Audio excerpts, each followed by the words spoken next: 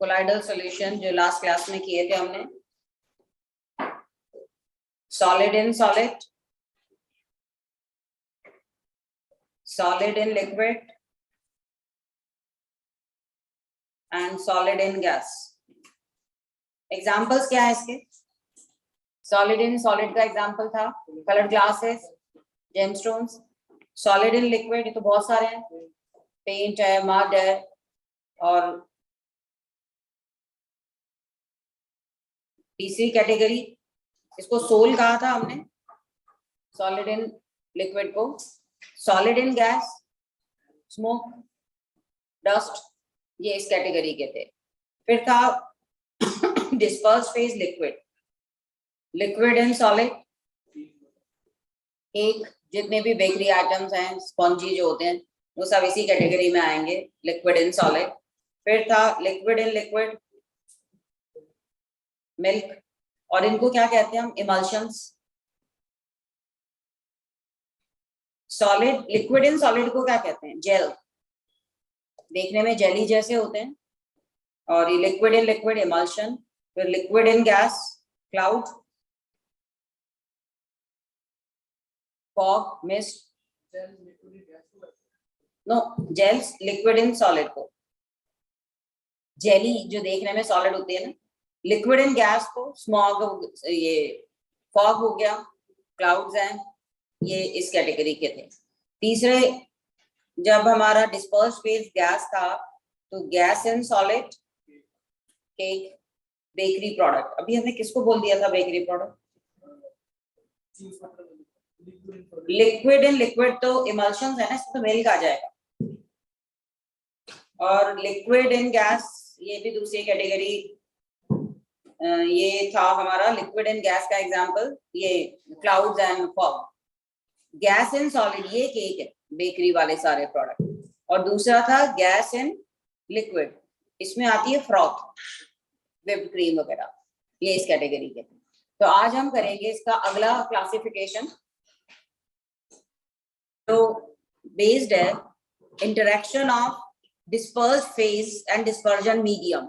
यहाँ हम सोल की बात कर रहे हैं एक तरह से। So second classification based on interaction between,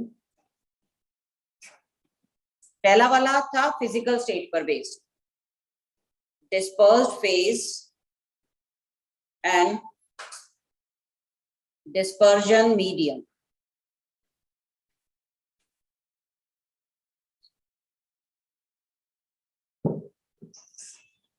अगर मान लो डिस्पर्स्ड फेज मीडियम से उसकी अफिनिटी ज्यादा है, if dispersed phase it love the medium, तो उसको बनाना आसान होगा, जस्ट उसको मीडियम में डालेंगे, हिलाएंगे और बन जाएगा। तो जो लिक्विड लविंग होगी, एक्चुअली ये जो हम क्लासिफिकेशन कर रहे हैं, ये लिक्विड जो है कोलाइडल सॉल्यूशन के लिए कर रहे हैं। तो लिक्विड लविंग अगर मीडियम मतलब फेज है तो उसको कहते हैं लायोफिलिक। अगर लिक्विड हीटिंग है तो लायोफोबिक। तो इंटरेक्शन के बेस पर दो तरह के कोलाइडल सॉल्यूशन हम लेते हैं, एक लायोफिलिक एंड लायोफोबिक। जैसे कहते हैं ना hydrophilic, water loving, hydrophilic and hydrophobic, ऐसे यहाँ liquid loving and liquid heating. यहाँ लिक्विड किस रेफरेंस में आया है? मीडियम के रेफरेंस में। तो लिख लीजिए lyophilic and lyophobic colloid.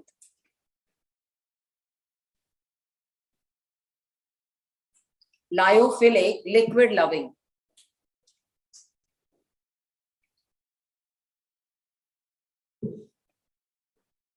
Liquid loving मतलब इसमें इंटरेक्शन स्ट्रॉन्ग है इन दोनों के बीच, दे हैव स्ट्रॉन्ग इंटरेक्शन।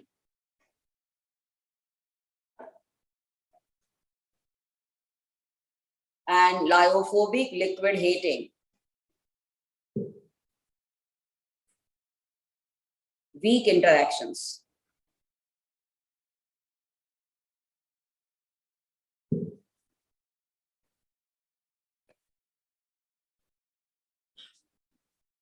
अगर लायोफिलिक की इंटरेक्शन स्ट्रांग है तो इजीली प्रिपेयर कर सकते हैं इनको, so they can be easily prepare by mixing colloidal particle in medium. जैसे स्टार्च का सोल बनाते हैं, तो स्टार्च को क्या करते हैं, वाटर लेकर स्टार्च को थोड़ा थोड़ा सा करके उसको हिलाते रहते हैं, स्टरिंग करते रहते हैं, और ये स्टार्च का सोल बन जाता है।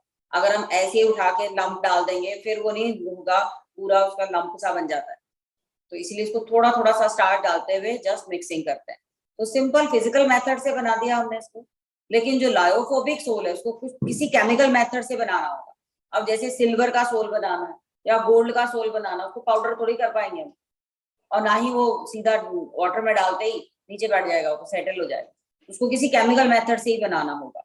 तो लायोफोबिक सोल्स के लिए they can not be easily prepared, और they can be prepared by chemical method,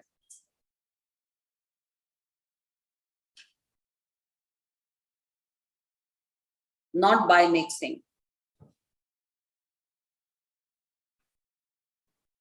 They are prepared by some chemical method, not by simple mixing.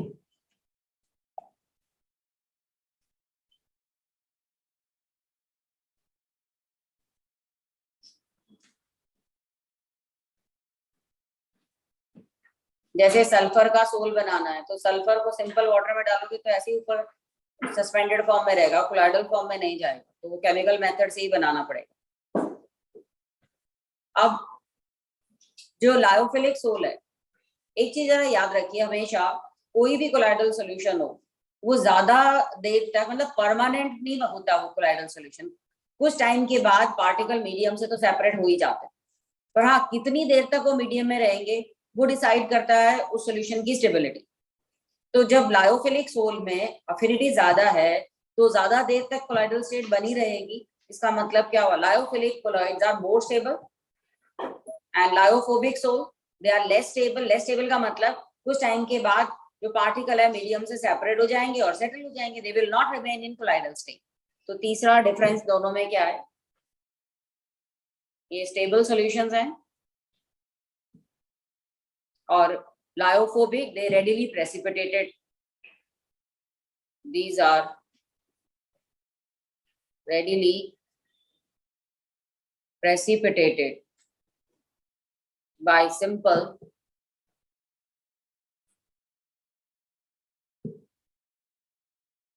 stirring, shaking करने से भी प्रेसिपिटेट हो जाते हैं, और एडिंग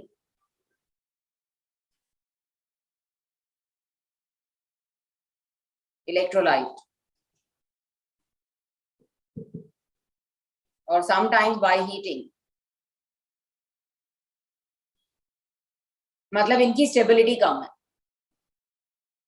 मीडियम और पार्टिकल ये सेग्रीगेट हो जाते हैं, सेपरेट हो जाते हैं सिंपल मेथड से।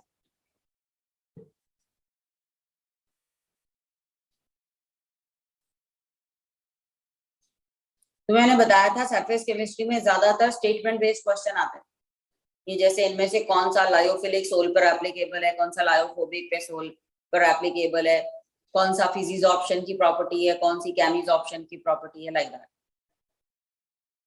अब अगला डिफरेंस क्या आता है दोनों में, हमने लायोफिलिक सोल बनाया जस्ट बाय सिंपल मिक्सिंग और उसको इवेपोरेट कर दिया, मीडियम इवेपोरेट हो गया, और जो सोल हमारे पास बचा उसको दोबारा से हम मीडियम में डिसॉल्व कर सकते हैं। So they are reversible sol, they can be remade. मान लो अगर ड्राई हो गया मीडियम, थोड़ा और मीडियम डाल के वापस से रीजनरेट हो जाता है, इंक वगैरह जैसे ड्राई हो जाती है, थोड़ा सा वाटर और डालो वापस से वो अपनी कोलाइडल स्टेट में आ जाती है। तो दे आर रिवर्सिबल सोल। लेकिन लायोफोबिक सोल एक बार मीडियम से सेपरेट हो गए फिर हम उसको सिर्फ केमिकल मेथड से ही दोबारा बना सकते हैं। इसको ऐसे नहीं कि वापस से उसको मीडियम में डिसॉल्व किया और वो बन गए, तो ये इरिवर्सिबल हुए। तो अगला डिफरेंस क्या है, lyophilic sols are reversible soul.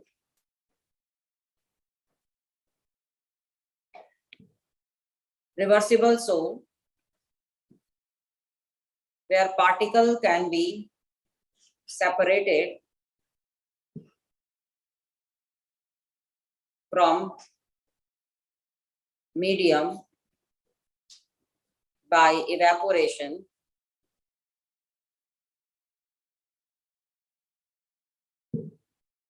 and can again be made in colloidal state.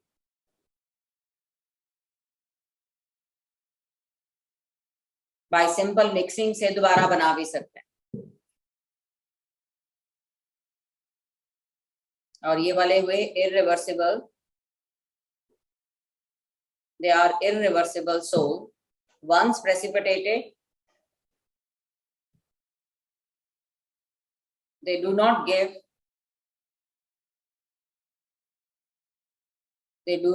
back to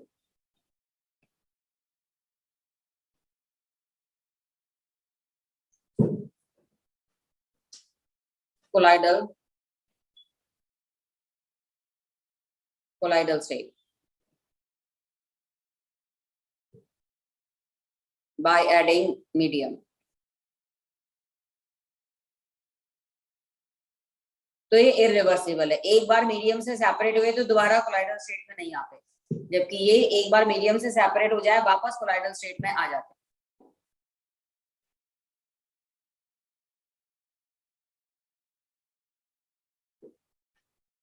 Once precipitated, they do not give back to the colloidal state.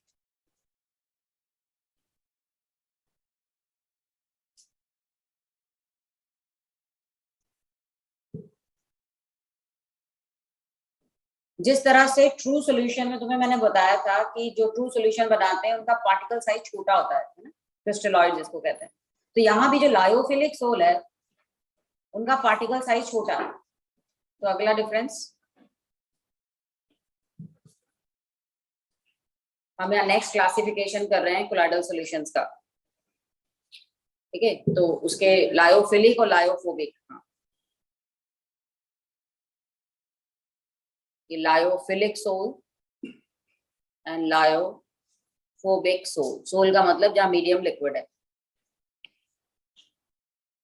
तो अगला डिफरेंस है पार्टिकल साइज का, कि पार्टिकल साइज स्मॉल और ये बिगर है। तुम्हें बताया था मैंने कि पार्टिकल साइज की रेंज क्या होती है, 1 to 1000 नैनोमीटर। तो ये स्मॉलर साइड की तरफ जो होंगे पार्टिकल साइज वो लायोफिलिक हो जाएंगे, जो हायर साइड की तरफ हो जाएंगे वो लायोफोबिक हो जाएंगे।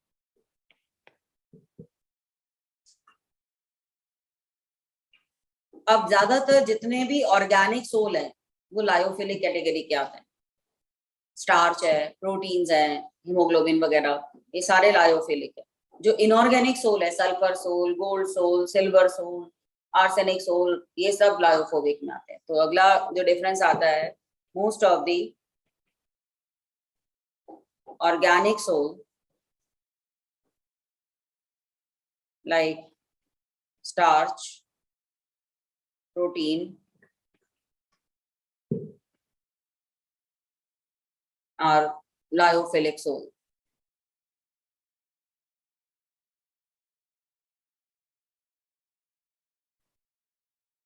और ये है inorganic soul.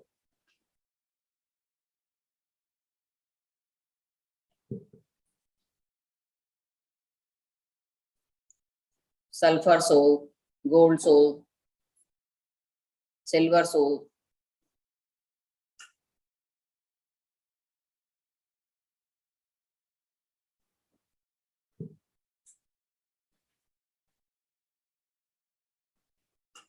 Ferric hydroxide sol, इस तरह के, आर्सेनिक सल्फाइड सोल,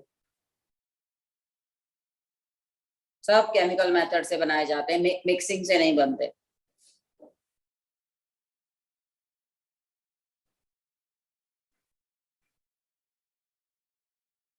आगे भी मैं बताऊंगी किस तरह से कोलाइडल पार्टिकल पर चार्ज आता है।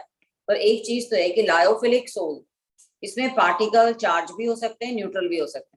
पर लायोफोबिक सोल्स में particles and medium always have charge, तभी वो कोलाइडल स्टेट में आ पाएंगे। तो अगला डिफरेंस क्या है, these Lyophilic soul, they may be neutral or charged particle.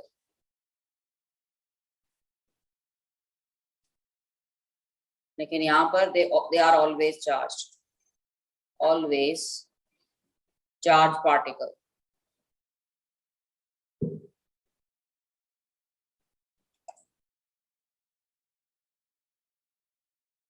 एक प्रॉपर्टी है कोलाइडल सॉल्यूशन की, रादर इससे डिस्टिंक्शन भी कर सकते हैं हम कोलाइडल सॉल्यूशंस का, कि अगर हम कोलाइडल सॉल्यूशन में से लाइट पास करते हैं तो path of light is visible. Colloidal particle क्या करते हैं, लाइट को स्कैटर करते हैं और स्कैटरिंग से वो पाथ विजिबल होता है। जैसे प्रोजेक्टर से जब लाइट आती है तो बीच में डस्ट पार्टिकल ऐसे मूव करते हुए नजर आते हैं, तो वो डस्ट पार्टिकल कोलाइडल स्टेट है, इसीलिए लाइट जब पास होती है तो पाथ नजर आता है। सनलाइट देखा होगा विंडो से, जो मॉर्निंग में जब सनलाइट आती है बीच में तो वे पार्टिकल ऐसे मूव करते हुए नजर आते हैं, तो वो एक तरह का उस प्रॉपर्टी को कहते हैं टिंडल इफेक्ट, जो कोलाइडल सॉल्यूशन की ही प्रॉपर्टी है। मतलब एक ट्रू सॉल्यूशन में से लाइट पास तो उसका पाथ विजिबल नहीं होगा, लेकिन कोलाइडल सॉल्यूशन में से पास करेंगे तो पाथ विजिबल होगा। अब जो लायोफिलिक और लायोफोबिक सोल है, टिंडल इफेक्ट तो दोनों में होगा, पर किसमें ज्यादा वेल मार्क्ड होगा, लायोफोबिक सोल में। तो लायोफोबिक में पार्टिकल का साइज बड़ा है, बड़ा साइज है, ज्यादा लाइट स्कैटर्ड करेंगे तो path will be more visible.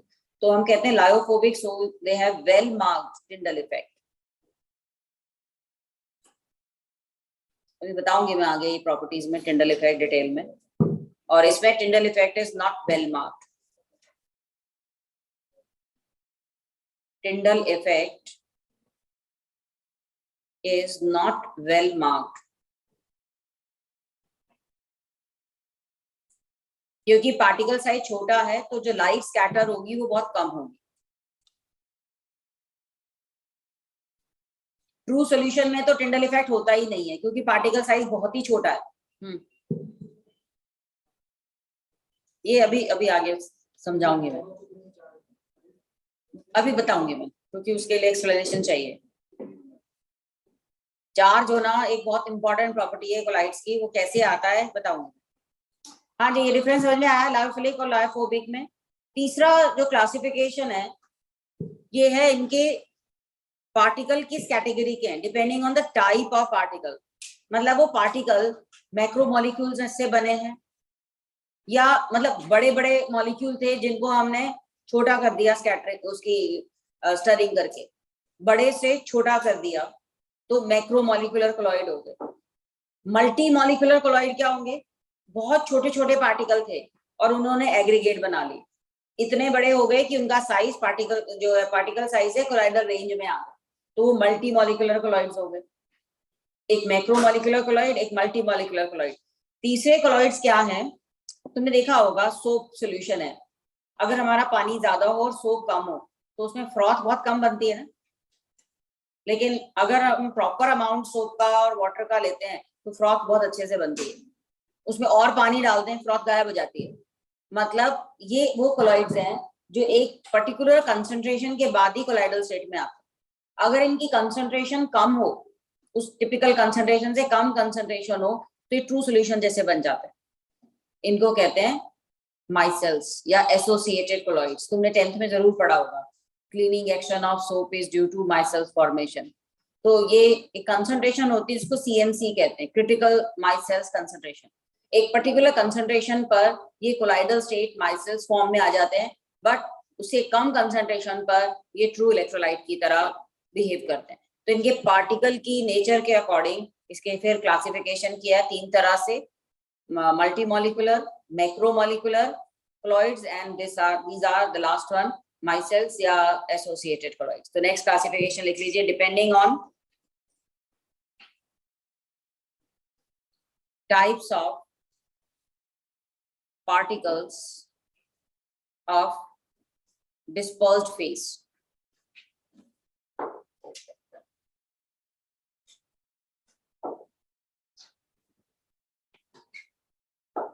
पहली कैटेगरी है multi molecular colloids. Multi molecular colloids के जो पार्टिकल्स हैं छोटे साइज के पार्टिकल है। जब हमने ऐसे मीडियम में डिसॉल्व किया कि पार्टिकल इकट्ठे हो गए, कंबाइन होकर उनका साइज किस रेंज में आ गया, कोलाइडल रेंज में, तब उनको मल्टी मॉलिक्यूलर कोलॉइड्स कहेंगे। जैसे कि गोल्ड सोल है या सल्फर सोल है, एक सल्फर एटम बहुत छोटा होता है, तो जब हमने सल्फर का सोल बनाया तो सल्फर के कई मॉलिक्यूल आपस में कंबाइन हो गए और एक सिंगल मॉलिक्यूल की तरह बिहेव करने लगे। वो सिंगल मॉलिक्यूल इतना बड़ा था कि उसका साइज कोलाइडल रेंज में आ गया, तो वो कैटेगरी कौन सी हुई, मल्टी मॉलिक्यूलर कोलॉइड की। तो लिख लीजिए ऑन डिसॉल्विंग और on dissolution large number of atoms or molecules aggregate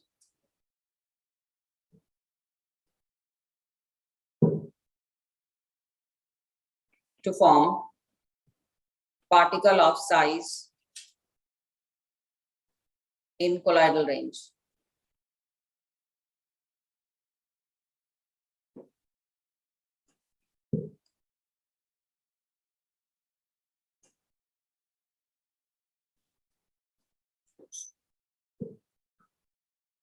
Such colloids are multi-molecular, नाम से ही पता चलता है, multi molecules combined, multi-molecular colloid। और जितने भी इनऑर्गेनिक सोल हैं ये इसी कैटेगरी में आते हैं, gold sol, sulphur soul.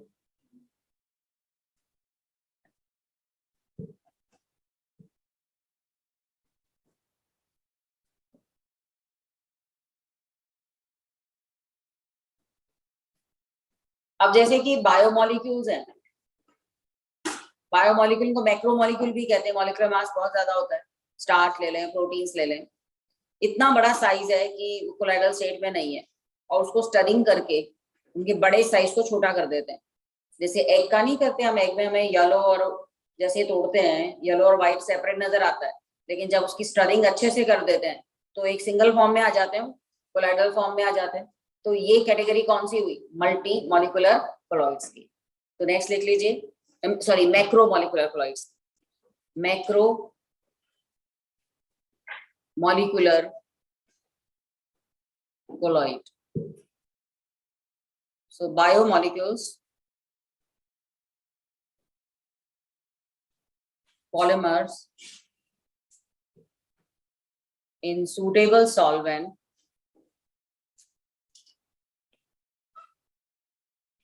form solutions in which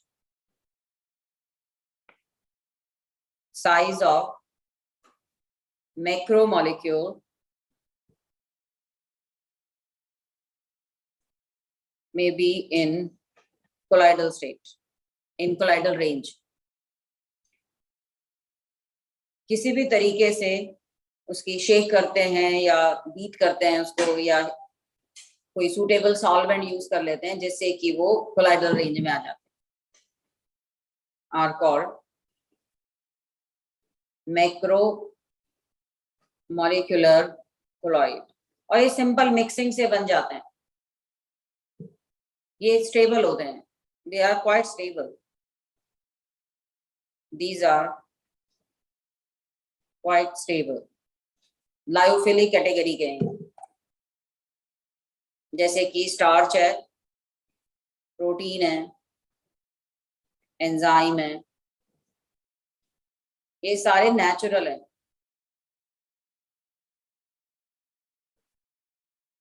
और सिंथेटिक में जैसे पॉलिथीन है,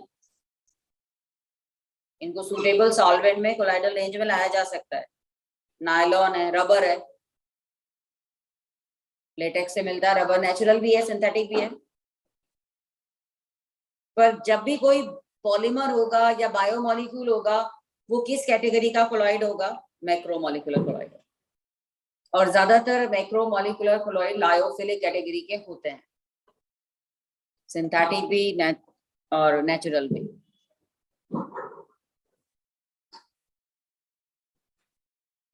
तो अगर तुमसे gold sol, sulphur sol, silver sol ऐसे नाम दे दिए जाएं तो तुम उसको सीधा कह सकते हो कौन सी कैटेगरी में आएगा ये, मल्टी मॉलिक्यूलर, और उधर किस में आएगा ये, लायोफोबिक में।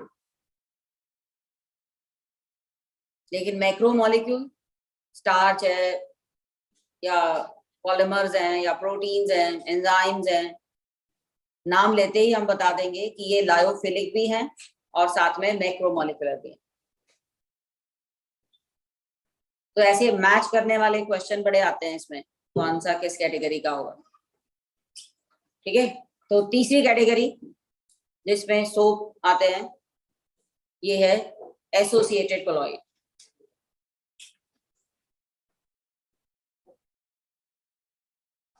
Associated colloids, these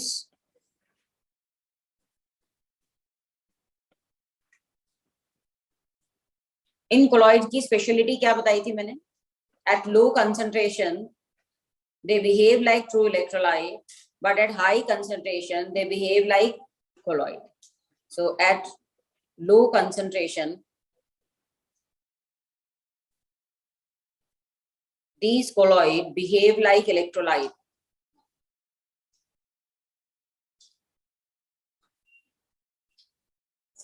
Electrolyte of true solution. Normal जो इलेक्ट्रोलाइट होते हैं, but at high concentration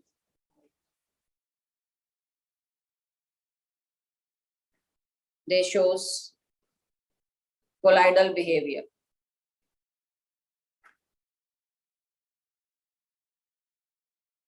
Due to formation of aggregates, due to formation of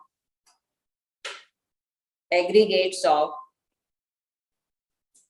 colloidal range. तो इनको वापस अगर हम और मीडियम डाल दें तो ये ट्रू बन जाएंगे, ठीक है, पार्टिकल ज्यादा डाल दें तो फिर कोलॉइडल रेंज में आ जाएंगे। और बेस्ट एग्जांपल इसका सोप सॉल्यूशन है, जिसकी फ्रॉथ ज्यादा वाटर डाल दो तो गायब हो जाती है। And such aggregates are also known as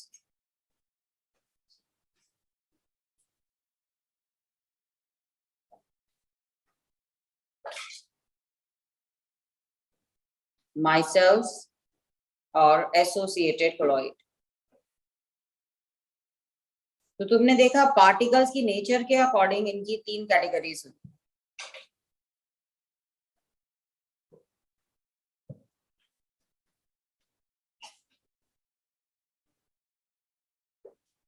और तुमने देखा होगा बहुत ही कोल्ड वाटर हो ना तो उसमें भी फ्रॉथ इजीली नहीं बनती, नॉर्मल वाटर थोड़ा सा हॉट वाटर में और भी जल्दी बनती है। तो एक पर्टिकुलर टेम्परेचर है जिसके बाद ये माइसेल्स फॉर्मेशन होता है, उसको कहते हैं क्राफ्ट टेम्परेचर, और एक पर्टिकुलर कंसंट्रेशन है जिसके बाद ये स्टार्ट होता है फॉर्मेशन, उसको कहते हैं सीएमसी। तो ये डेफिनेशन लिख लीजिए, हाँ ये लिख लिया सबने। अंशुल हम कोलाइडल स्टेट के क्लासिफिकेशन कर रहे हैं, ठीक है, थर्ड क्लासिफिकेशन अभी हमने किया है वो है माइसेल्स का। लेट हो गए तुम?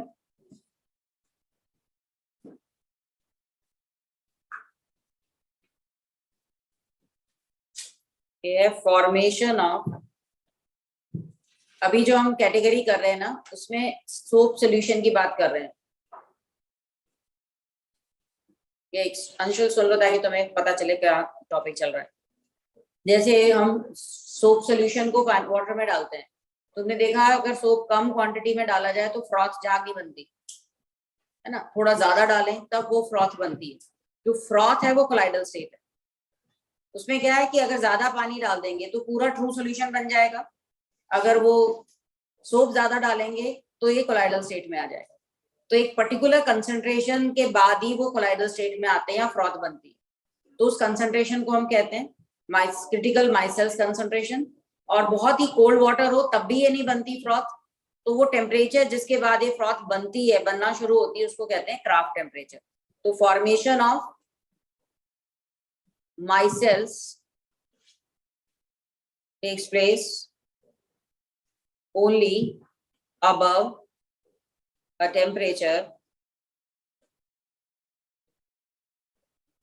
called Kraft temperature.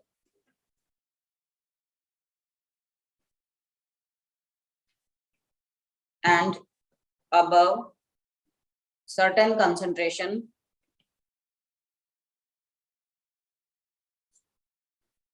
called critical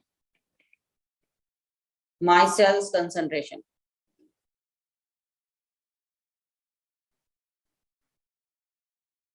CMC. इनकी खासियत क्या है? डाइल्यूशन पर दे रिवर्ट बैक, जो बाकियों में प्रॉपर्टी बात नहीं।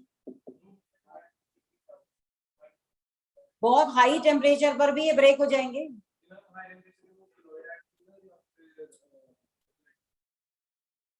कुछ भी नहीं, वेपोराइज होने लग जाएगा। मीडियम तो मीडियम में रहना चाहिए ना, तो उसकी एक रेंज है, तब तक वो लिक्विड में है, सोल फॉर्म में। बट तुम घर में भी ट्राई करके देखना, कभी हॉट वाटर में फ्रॉथ बहुत जल्दी बनती है, कोल्ड वाटर में टाइम लगता है, रूम टेम्परेचर पर भी थोड़ा सा टाइम लगेगा, पर अगर हमें जल्दी काम करना हो तो थोड़ा हॉट वाटर में उसको डाल दें तो ज्यादा बनती है। तुमने देखा होगा, अगर ज्यादा गंदे कपड़े हो तो कहते हैं ना गर्म पानी में डिप कर दो सोप डाल के, तो क्योंकि उसमें फ्रॉथ जल्दी बन जाती है, कोलाइडल स्टेट जल्दी आ जाती है, ज्यादा अच्छे कोलॉइड बन जाते हैं। और ये कोलाइड ही है जो क्लीविंग एक्शन इनका इस माइसेल्स फॉर्मेशन पर ही बेस्ड है। तो क्रिटिकल माइसेल्स कंसंट्रेशन लिख लिया है सबने? तो यहाँ लिखिए, ऑन डाइल्यूशन these colloids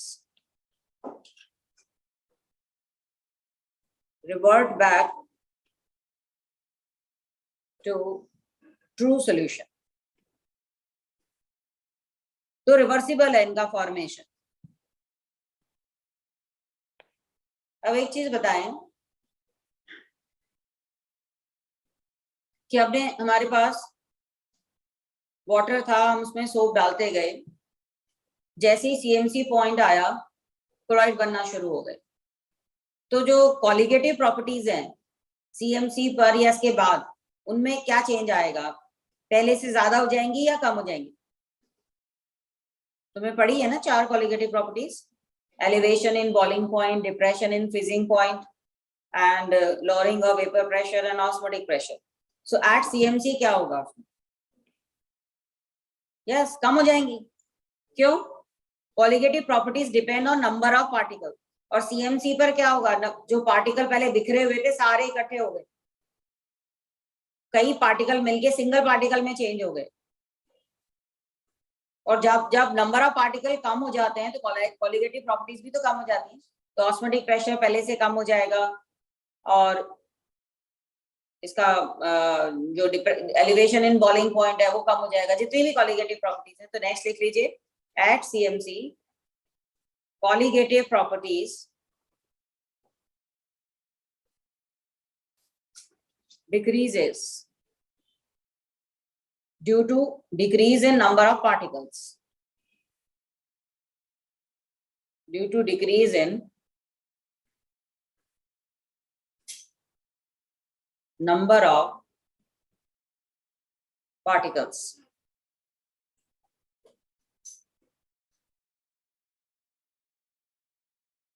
इसमें सोप, डिटर्जेंट,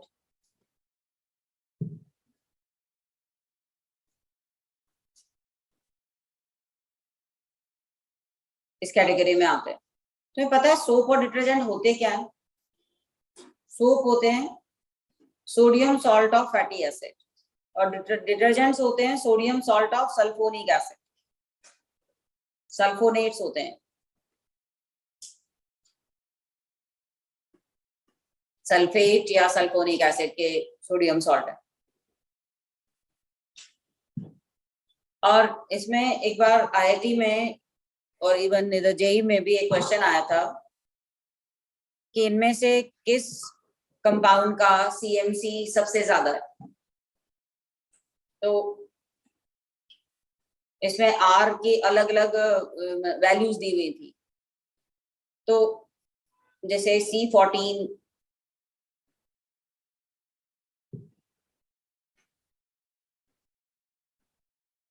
ये एक सोप है, दूसरा था C18।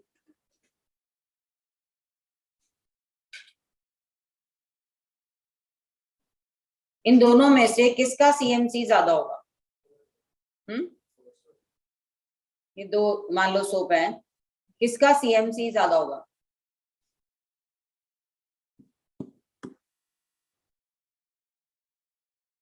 जिसमें अल्काइल ग्रुप बड़ा हो, उसमें क्या होगा, थोड़े से पार्टिकल कंबाइन होकर कोलाइडल रेंज में आ जाएंगे। दोबारा सुनो, जिसका R ग्रुप बड़ा हो, R में कार्बन का नंबर ज्यादा हो, तो थोड़ी सी कंसंट्रेशन पर ही उनका साइज कोलाइडल रेंज में आ जाएगा। तो जिसका R बड़ा, उसका CMC कम होगा ना। जिसका R छोटा है, उसको ज्यादा कंसंट्रेशन डालने के बाद उसका साइज कोलाइडल रेंज में आएगा। लेकिन जिसका R छोटा है, उसमें ज्यादा पार्टिकल चाहिए, जिसका R बड़ा है, उसको थोड़े से पार्टिकल से ही कोलाइडल रेंज आ जाएगा। समझ में आया? तो नेक्स्ट पॉइंट ये लिख लीजिए कि soap and detergents having bigger alkyl group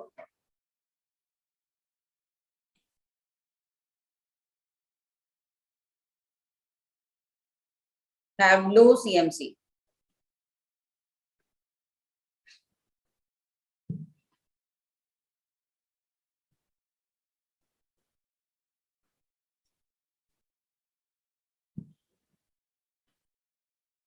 अब ऐसे कौन से कोलॉइड्स हैं जिनमें माइसेल्स बनाने की टेंडेंसी होती है? ये ऐसे कोलॉइड्स हैं जिनमें पोलर और नॉन पोलर ग्रुप दोनों, जैसे सोप में देखो RCOONA, एक तरफ Na पोलर ग्रुप है, एक तरफ R नॉन पोलर ग्रुप है। तो इसमें लायोफिलिक और लायोफोबिक दोनों ही पार्ट प्रेजेंट है। तो ऐसे इलेक्ट्रोलाइट में कोलाइडल ये एसोसिएटेड कोलॉइड की बनाने की टेंडेंसी होती है। तो लिख लीजिए माइसेल्स have both lyophilic and lyophobic part. They have both lyophilic and lyophobic part.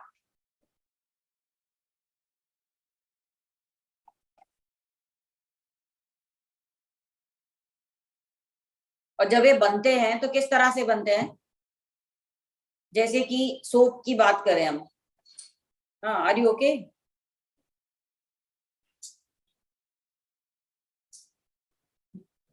Headache हो रहा है तो क्या इलाज है? कोई मेडिसिन है? जाना चाहते हो? ओके। हाँ, तो सोप जब बनते हैं तो इसमें क्या होगा, जैसे कि RCOONA है, जब ये माइसेल्स बनाना शुरू करेंगे तब क्या होगा, मीडियम है वाटर, सुनना इसको ध्यान से, मीडियम बार वाटर है।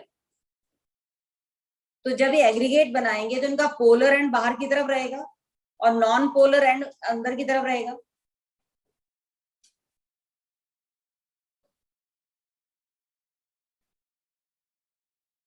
और इसके साथ जुड़ा हुआ COO जो सोडियम है वो कहाँ चला जाएगा? मीडियम में। तो जो पार्टिकल्स बने उन पर चार्ज क्या आ गया? नेगेटिव। तो ये नेगेटिव कोलॉइड बना। In that case, medium will be positively charged.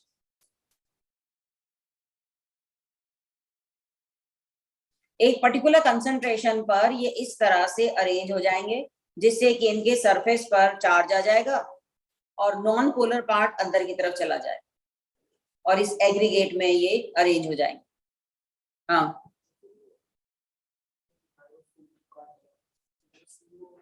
Lyophobic part अंदर की तरफ आ गया और लायोफिलिक पार्ट मीडियम की तरफ आ गया।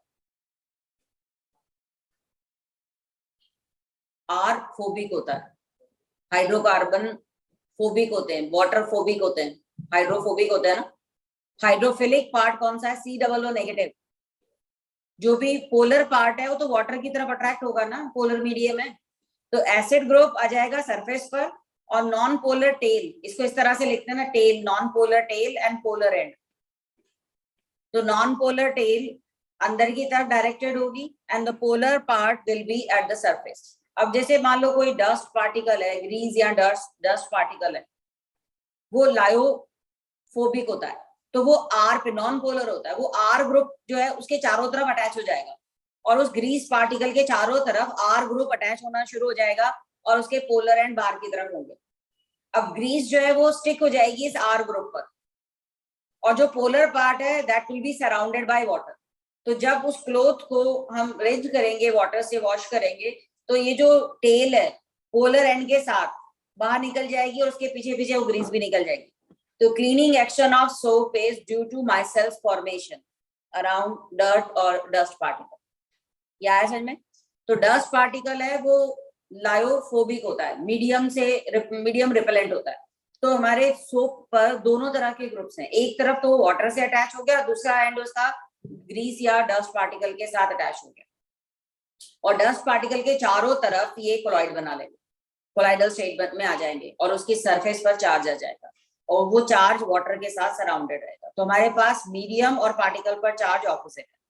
अगर मान लो सपोज मीडियम नॉन पोलर होता तो इसकी अरेंजमेंट कैसे होती? तब आर ग्रुप सरफेस पे आता और पोलर एंड अंदर आता है, क्योंकि तब पोलर एंड लायोफोबिक हो जाता।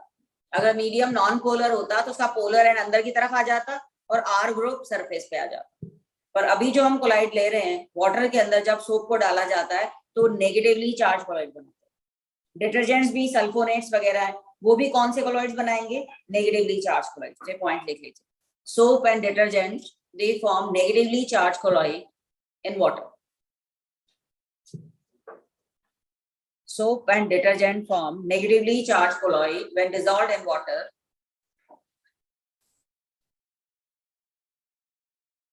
Where non-polar alkyl group is directed towards center. Non-polar alkyl group is directed towards center and polar acid group is directed towards water. Polar acid group is directed towards center.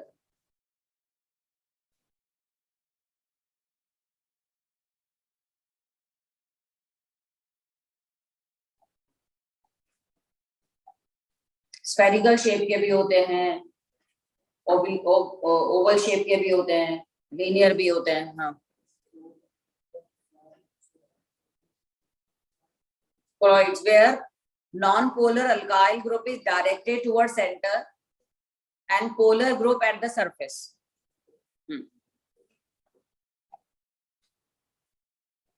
ये आ गया समझ में? और ऐसा वो किसी, हाँ बोलो, जो डस्ट पार्टिकल है, जैसे ये ग्रीस या डस्ट पार्टिकल है, इसके ऊपर इस तरह से RCOO Na इस तरह से अटैच हो जाएंगे रेडियली। तो इस R ग्रुप की अटैचमेंट इसके साथ हो गई और जो पोलर एंड है that is hydrated by water. तो जब वाटर के साथ उसको वॉश करेंगे तो ये जो पोलर एंड है वाटर में डिसॉल्व होकर उसी के साथ वॉश हो जाएगा और पीछे पीछे R और उसके पीछे डस्ट भी यहाँ से निकल के चली जाएगी। तो cleaning action of soap is based on myself formation.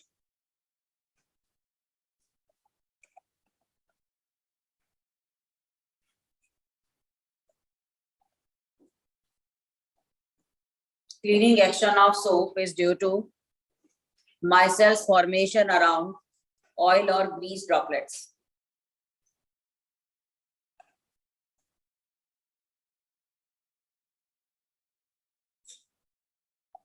और ये जो पार्टिकल्स के ऊपर नेगेटिव चार्ज है ना, इनका रिपल्शन इनको आपस में जो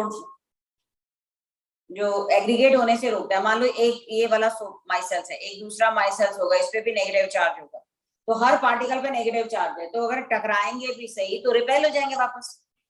और इनके टकराने और रिपल्शन से जो उसको काइनेटिक एनर्जी मिल रही है, that due to that they remain in the colloidal state, settle down नहीं होंगे। हालांकि ये मीडियम से भी टकरा रहे हैं पर आपस में भी तो टकराएंगे ही सही, पर आपस में उनका जो नेगेटिव चार्ज है वो उनको रिपेल करता रहेगा, इसीलिए वो सेटल नहीं होंगे। आया समझ में? ऐसे ही हम कहते हैं क्वाटरनरी अमीन। नीचे नीचे प्रेसिपिटेट।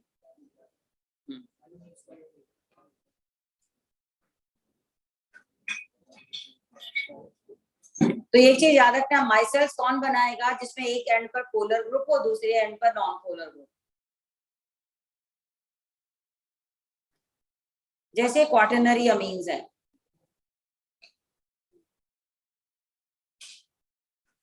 क्वाटरनरी अमीन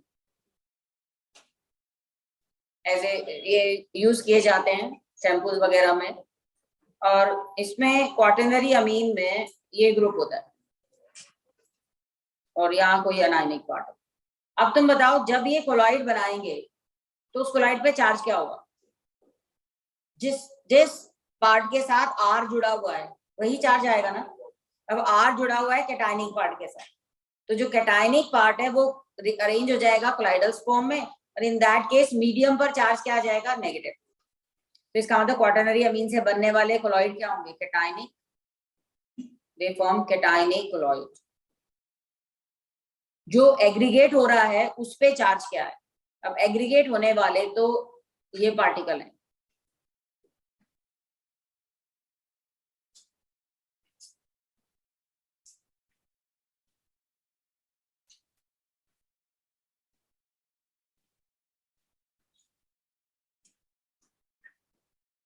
तो आर ग्रुप सेंटर की तरफ और nitrogen positively charge nitrogen surface पे, तो ये कैटायनिक कोलॉइड बन गया ना।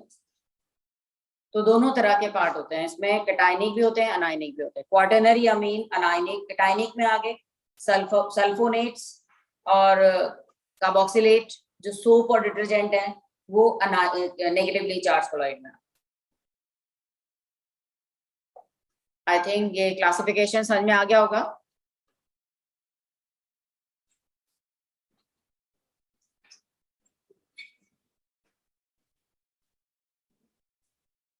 जैसे एक है cetyl, tri methyl ammonium, ammonium chloride,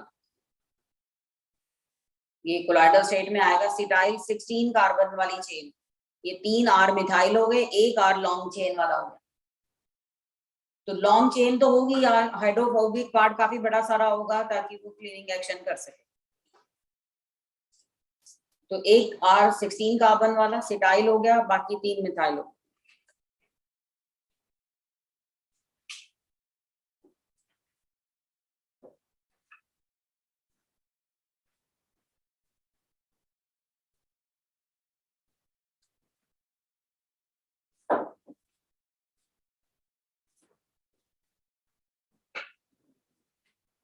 और ये जितने भी अभी हमने माइसेल्स में कंपाउंड्स के सारे सरफेक्टेंट्स हैं।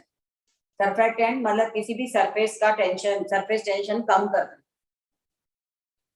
क्योंकि ये क्या करते हैं सरफेस के ऊपर, जैसे ये सरफेस है यहाँ पर ये अटैच हो जाएंगे आर नीचे की तरफ और पोलर एंड ऊपर की तरफ, इस तरह से मान लो सरफेस के ऊपर अटैच हो गई।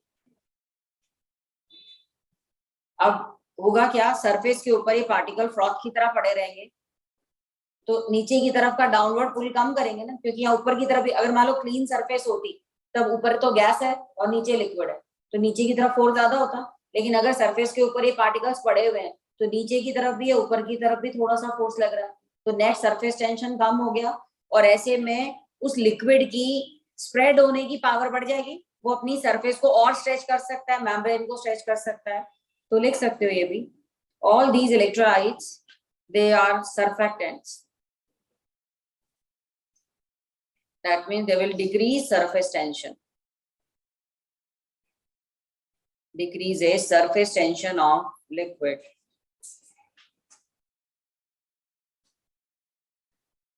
जो भी माइसेल्स बनाने वाले कंपाउंड्स हैं उनमें ये प्रॉपर्टी तो है ही, they are surfactant, they decrease a surface tension of liquid. इसीलिए सर्फेक्टेंट्स को कहते हैं कैटायनिक सर्फेक्टेंट, अनायनिक सर्फेक्टेंट, वो एक्चुअली इन्हीं के लिए लेते हैं।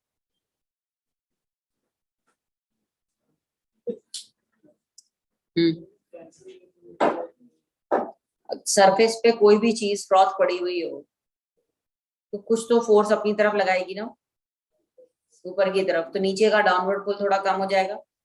वैसे अगर सरफेस पे कुछ भी ना हो तो there is imbalance forces only downward, तो डाउनवर्ड फोर्स को ही हम सरफेस टेंशन कहते हैं ना।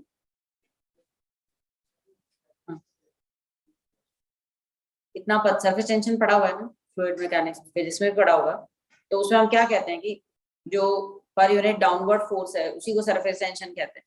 तो बल्क के अंदर जो मॉलिक्यूल है उसमें तो नेट फोर्स 0 है, हर तरफ से इक्वल एंड ऑपोजिट है, लेकिन जो मॉलिक्यूल सरफेस पर है they always remain in a tension, क्योंकि उसके ऊपर की तरफ बैलेंस करने के लिए कोई फोर्स नहीं है।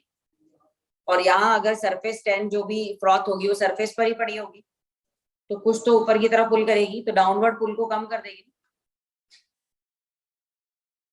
अगला जो टॉपिक आता है उसमें methods of preparing colloidal solution, methods of preparation of colloidal solution. हमने किया था ना अभी, ये इजीली प्रिपेयर्ड, दूसरा कहा था केमिकल मेथड या डिफरेंट मेथड से। तो मेथड्स क्या क्या है उन पर आते हैं। एक मेथड आता है डिस्पर्जन मेथड, नाम से ही पता चलता है। डिस्पर्जन मेथड में क्या, लार्ज जो मैक्रो साइज्ड मॉलिक्यूल्स हैं उनको छोटा करना है, छोटा करके किस रेंज में लाना है, कोलॉइडल रेंज में, तो वो डिस्पर्जन मेथड हो जाएगा। कंडेंसेशन मेथड का मतलब छोटे पार्टिकल को बड़ा करना है जिससे कि कोलॉइडल रेंज में आ जाए। तो दो मेन मेथड आते हैं, डिस्पर्जन मेथड, दूसरा कंडेंसेशन मेथड। डिस्पर्जन मेथड में large macro sized particles are broken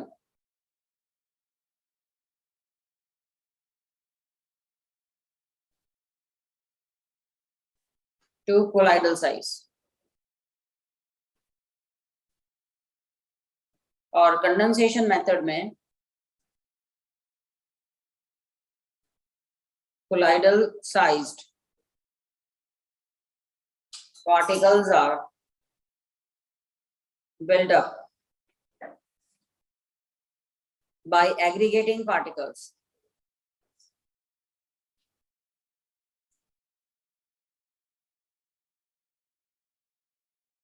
by aggregating single ion या जो भी molecules हैं, aggregating ions, atoms और molecules।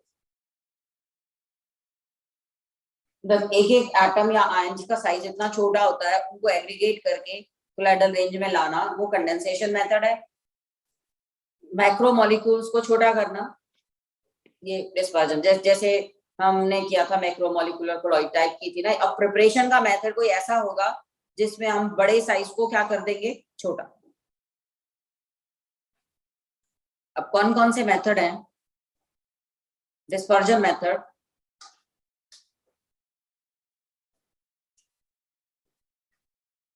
ये दो टाइप समझ में आ गई। तो पहला डिस्पर्जन मेथड,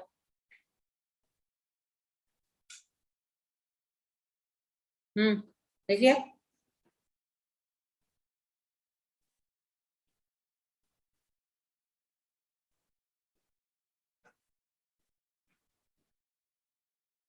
इसमें है डिसइंटीग्रेशन, मैकेनिकल डिसइंटीग्रेशन,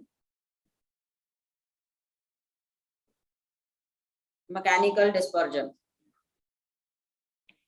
जैसे जो मिल्स होती हैं कोलॉइडल मिल्स, जिसमें जैसे चक्की होती है उस तरह से दो एक रोटेटिंग व्हील्स होते हैं, एक स्टेशनरी है उसपे एक रोटेटिंग व्हील होगा, बीच में हम बड़े साइज वाले पार्टिकल डालते रहेंगे।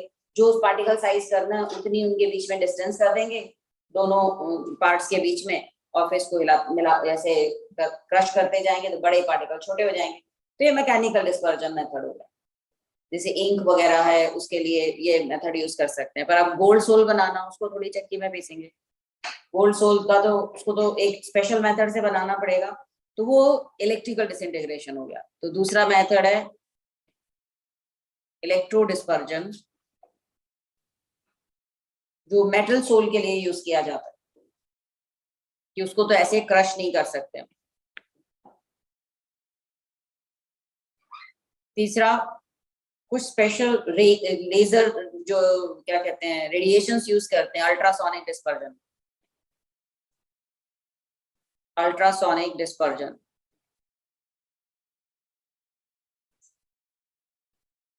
और एक बहुत इंपॉर्टेंट मेथड आता है पेप्टाइजेशन। इनमें से सबसे इंपॉर्टेंट मेथड ये वाला है, ये दो मेथड बहुत इंपॉर्टेंट है।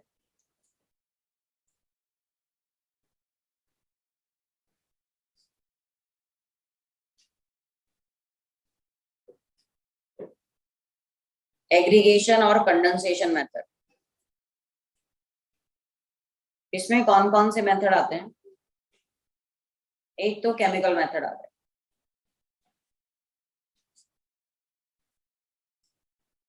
Chemical method. दूसरा एक्सचेंज ऑफ सॉल्वेंट, अभी करेंगे हम ये।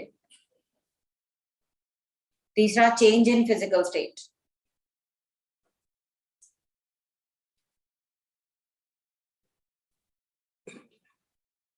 केमिकल मेथड में तो ऑक्सीडेशन, रिडक्शन, हाइड्रोलिसिस, डिकम्पोजिशन, इस तरह के मेथड यूज करेंगे इन कोलाइडल सॉल्यूशंस को प्रिपेयर करने के लिए।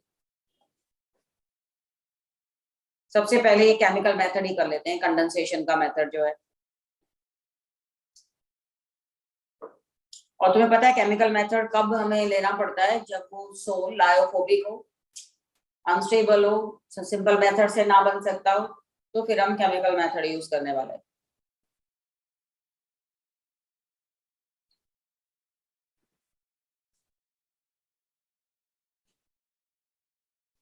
इसमें जहां वो सोल बन रहा है, वो उस कंपाउंड के साथ क्या बिहेवियर कर रहा है, उसके अकॉर्डिंग उस मेथड का नाम होगा। जैसे कि अगर हम ले रहे हैं, हाँ ये लिख लिया एक बार सबने।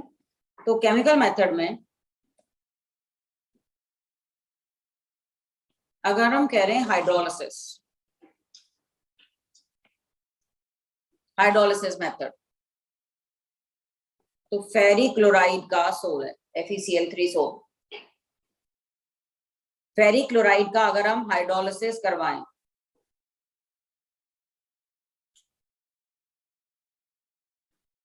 तो यहां से FeOH3 का सोल बना और ये HCl सोल्यूशन में चला गया, ब्राउन कलर का फेरिक हाइड्रोक्साइड सोल। तो हमने फेरिक क्लोराइड का हाइड्रोलिसिस करके ये सोल बनाया।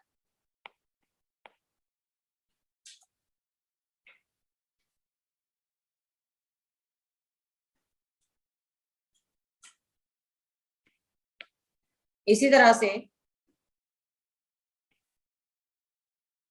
ये आर्सेनिक ऑक्साइड में H2S पास करें, डबल डिकम्पोजिशन हो गया, दोनों ही डिकम्पोज हो गए।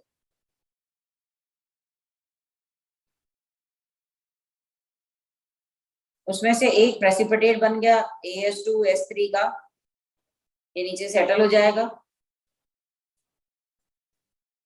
आर्सेनिक और सल्फर दोनों कंबाइन हो गए, डिकम्पोज हो गए, और प्रेसिपिटेट येलो कलर का आर्सेनिक सल्फाइड का प्रेसिपिटेट मिल गया।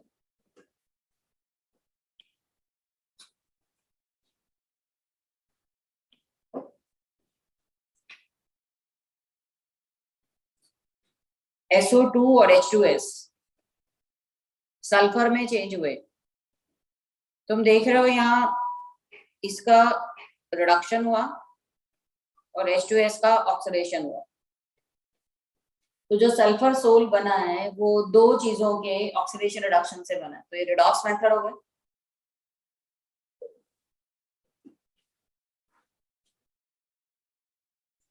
अब इधर देखें, हमने गोल्ड क्लोराइड में SnCl2 डाला और गोल्ड सोल बन गया। तो ये कौन से मेथड से बन रहा है? रिडक्शन से। SnCl2 तो सोल है नहीं, गोल्ड है ना सोल। वो सोल किस मेथड से बना है? By reduction. तो हम कहेंगे रिडक्शन मेथड हो गया। इसको बैलेंस कर सकते हैं हम।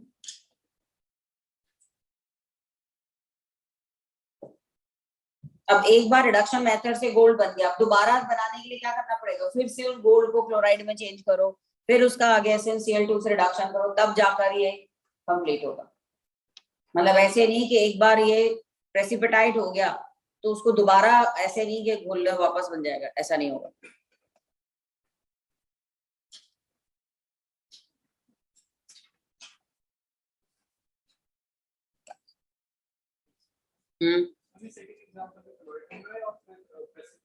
कोलॉइड, प्रेसिपिटेट नहीं, कोलॉइडल स्टेट में आ गया, येलो कोलॉइड।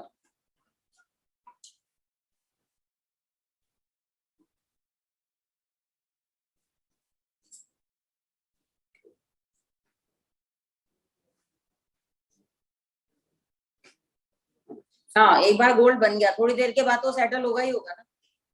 अब सेटल हो गया, दोबारा उसको कोलाइडल स्टेट में लेकर आना है तो कैसे लाएंगे? वापस से यही मेथड रिपीट करना पड़ेगा।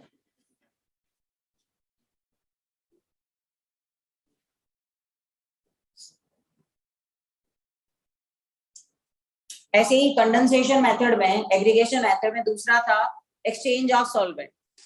तो अगला मेथड लिखो, बाय एक्सचेंज ऑफ, हाँ,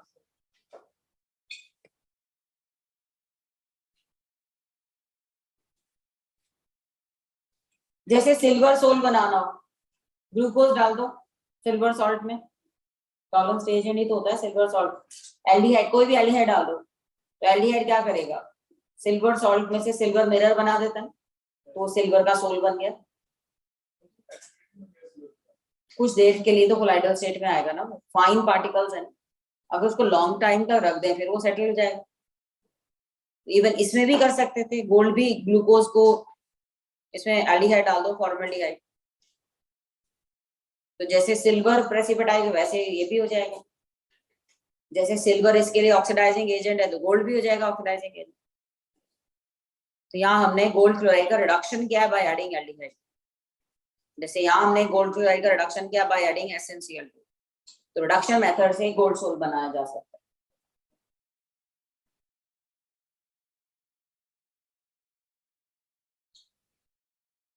बेसिक मीडियम में डालते हैं ना जैसे टॉलरेंस रिएजेंट, उसी तरह से। तो अगला मेथड है बाय एक्सचेंज ऑफ सॉल्वेंट।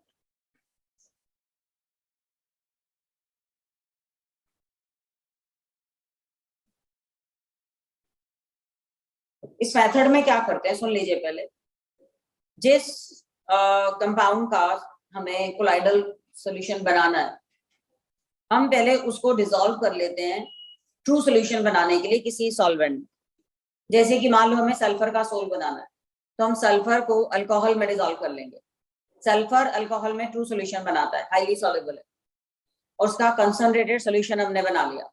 उसके बाद इसको वाटर में पोर कर देते हैं, तो जो दूसरा सॉल्वेंट जिसमें हम इसको डाल रहे हैं उसमें उस पार्टिकल की अफिनिटी तो कम है पर उसके मीडियम की अफिनिटी है।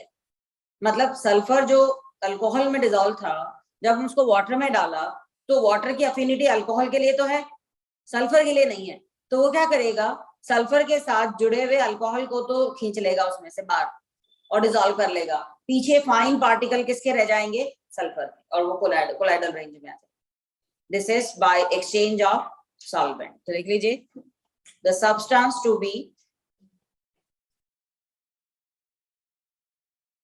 to be dispersed is dissolved in suitable solvent.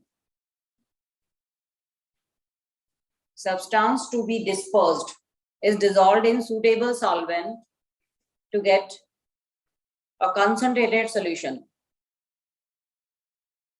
concentrated true solution, and this solution is then poured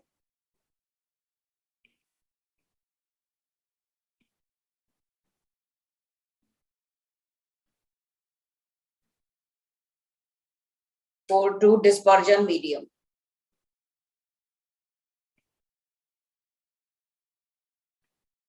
In which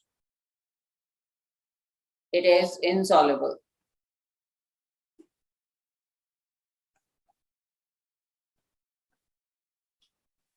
जैसे कि sulfur is first dissolved in alcohol and then poured into water to form sulfur soul. Otherwise अगर हम sulphur को water में डालेंगे, तब थोड़ी ही उसमें डिसॉल्व होगा।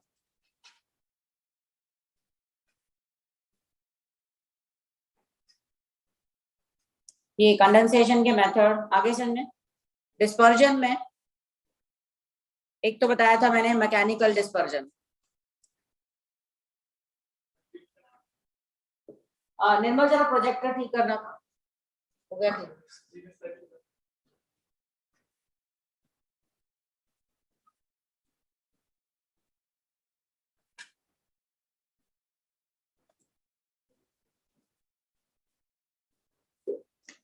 हो गया ठीक।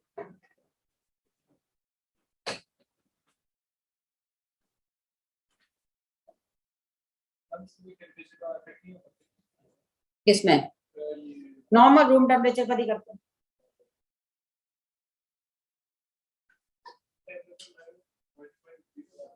किसे? इस जब भी कोलाइडल, ये जो कोलाइडल स्टेट आएगी उसकी कॉलिगेटिव प्रॉपर्टी इंक्रीज होगी जब एग्रीगेट बनेगा तो, और जब मैक्रोमोलिकुलर कोलॉइड है उसकी इंक्रीज होगी। बड़े से छोटा कर रहे हैं तो कई सेपरेट हो जाएंगे। हाँ जी, तो अगला मेथड था हमारा मैकेनिकल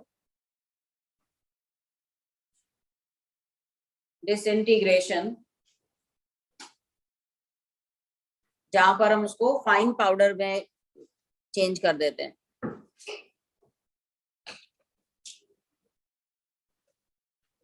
इसमें हम क्या करते हैं, जिस सॉल्यूशन में पार्टिकल बनाना, उस पार्टिकल का पाउडर करके उसके अंदर डाल के उसका सस्पेंशन बना लेते हैं। फिर उस सस्पेंशन को रोटेटिंग डिस्क में से पास करते हैं। रोटेटिंग डिस्क से पास करने पर जो सस्पेंशन पार्टिकल है वो थोड़े छोटे हो जाते हैं और कोलाइडल रेंज में आ जाते हैं, जैसे कि रबर, इंक, इसी मेथड से बनाए जाते हैं। पेंट,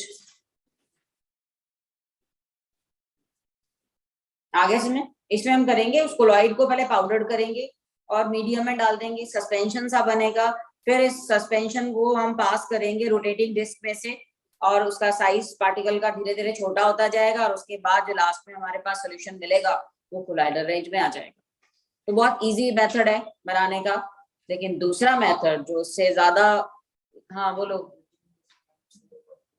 क्या? चक्की वाला, हाँ।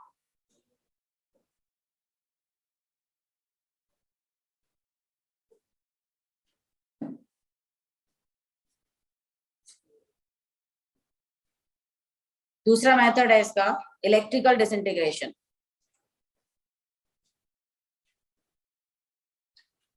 इलेक्ट्रिकल, ये बहुत इंपॉर्टेंट मेथड है और इसका नाम है ब्रेडिग्स आर्क मेथड।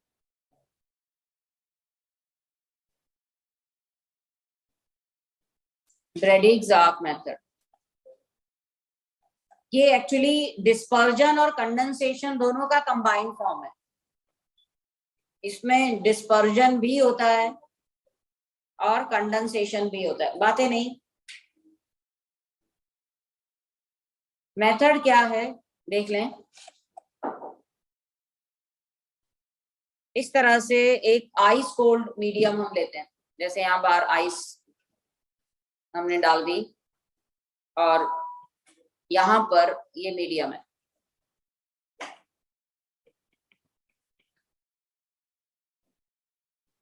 और इसमें दो रॉड्स डाल देते हैं उस मेटल की जिसका हमें सोल बनाना है। इलेक्ट्रोड्स बना देते हैं और बैटरी से कनेक्ट कर देते हैं।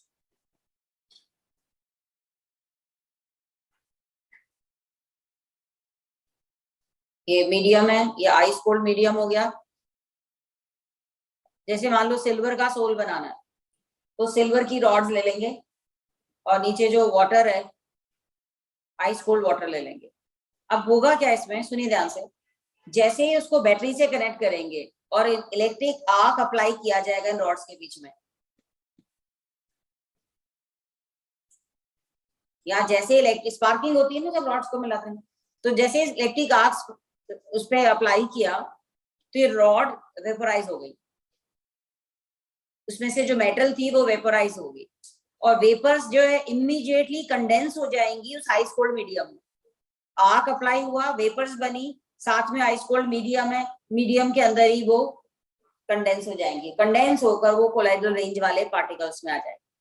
कई बार क्या होता है इस मेथड में, जब ये मेटल वेपोराइज हुई, जब ये मेटल वेपर स्टेट में आई, तो इसका इलेक्ट्रॉन, अगर मान लो उसको एनर्जी ज्यादा मिल गई तो ये चार्ज भी तो हो सकती है इलेक्ट्रॉन लूज करके। अब ये पॉजिटिवली चार्ज वाले पार्ट जो हैं वो तो चले जाएंगे मीडियम में, और ये जो इलेक्ट्रॉन है ये बचे हुए रॉड के ऊपर, बचे हुए पार्टिकल के ऊपर स्टिक कर जाएंगे।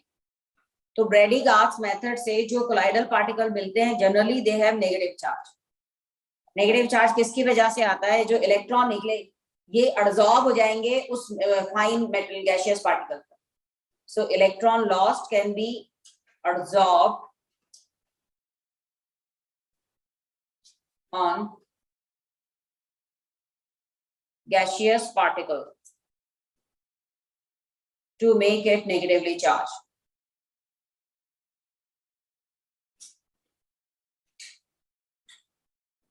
और जनरली ये मेथड यूज किया जाता है उन मेटल सोल को बनाने के लिए जिनकी रिएक्टिविटी कम है, जो मीडियम से रिएक्ट नहीं कर रहे हैं, उन्हीं के लिए यूज करेंगे ना। मान लो हमने कोई ऐसा मेटल रॉड ले लिया जो वाटर से रिएक्ट ही कर गया, फिर तो उसके लिए तो मेथड सुटेबल नहीं है ना।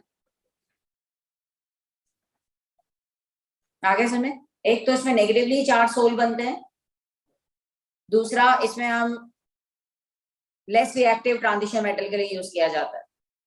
It is used for less reactive transition metal sol, जैसे gold sol, silver sol, platinum sol, ऐसे बनाने के लिए।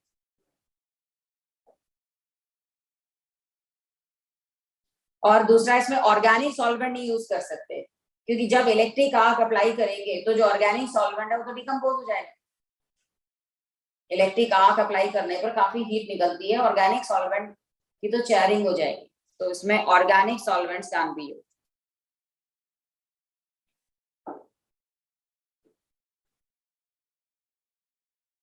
Can be used.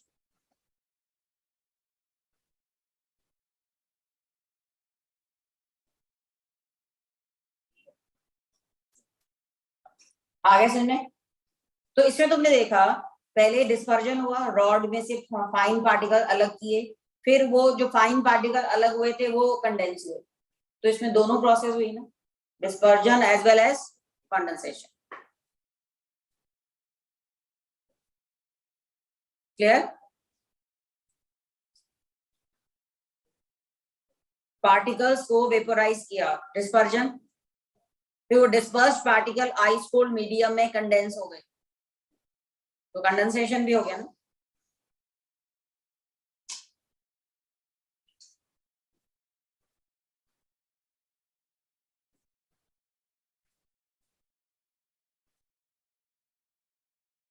अगला बहुत ही इंपॉर्टेंट मेथड, पेप्टाइजेशन। इसको ध्यान से सुनना।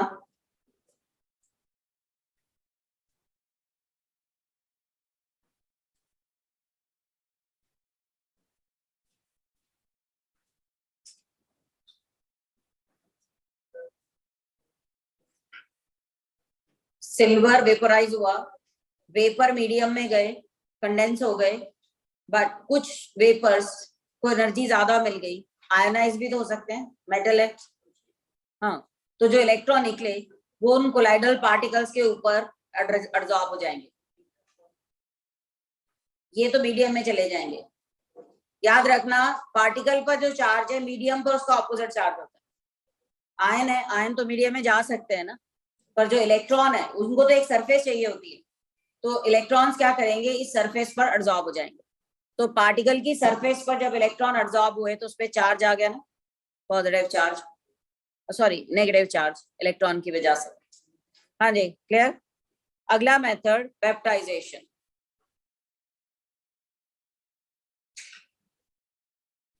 पेप्टाइजेशन मेथड क्या है,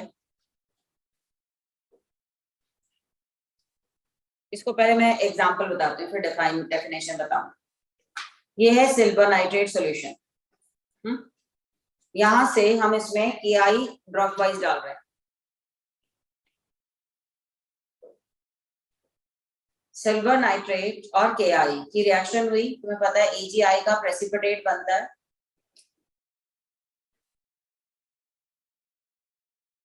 अब ये फ्रेश प्रेसिपिटेट जो बना, it is surrounded by silver ion, क्योंकि KI तो हम ड्रॉप वाइज डाल रहे हैं, AgNO3 तो एक्सेस में है। सो सिल्वर नाइट्रेट से एक कॉमन आयन ये अपनी सरफेस पे एब्जॉर्ब कर लेगा। AgI will absorb silver ion on its surface. जैसे ही इस पे सिल्वर आयन एब्जॉर्ब हुआ, इस पे चार्ज आ गया। अब दो चार्ज पार्टिकल एक दूसरे को रिपेल करेंगे, और रिपेल करने की वजह से जो एनर्जी मिलेगी वो उसको नीचे सेटल होने से रोकेगी। वो कोलाइडल स्टेट में ही घूमते रहेंगे, और ये तब तक चलता रहेगा जब तक कि इस पर एक्सेस सिल्वर आयन पड़े हुए हैं। जब हम KI उतना डाल देंगे जितने सिल्वर नाइट्रेट है, तब इस पे कोई चार्ज नहीं रहेगा और ये सेटल हो जाएंगे। अगर इसकी जगह हमने KI का सॉल्यूशन लिया होता और उसमें डाला होता सिल्वर नाइट्रेट, तो क्या होता? अगर हम सिल्वर नाइट्रेट ड्रॉप वाइज डाल रहे हैं और नीचे सॉल्यूशन में KI है, तब क्या होगा? Silver nitrate when react with KI it give precipitate of AgI, but वो प्रेसिपिटेट हमें मिलेगा नहीं, because it will be surrounded by KI solution. तो जो कॉमन आयन है वो ये अपनी सरफेस पे एब्जॉर्ब कर लेंगे। इस बार कॉमन आयन कौन सा है? Iodide ion. तो इन दोनों सॉल्यूशन में डिफरेंस आया ना। When KI is added to silver nitrate तो हमें मिला positive sol, when silver nitrate is added to KI तब हमें क्या मिला? Negative soul.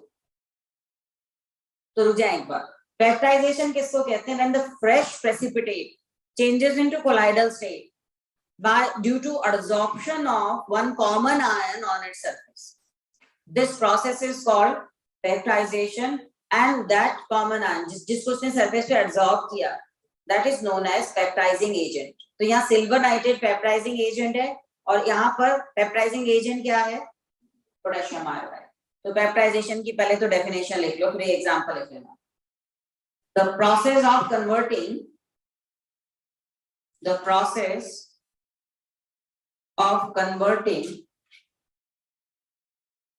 a fresh precipitate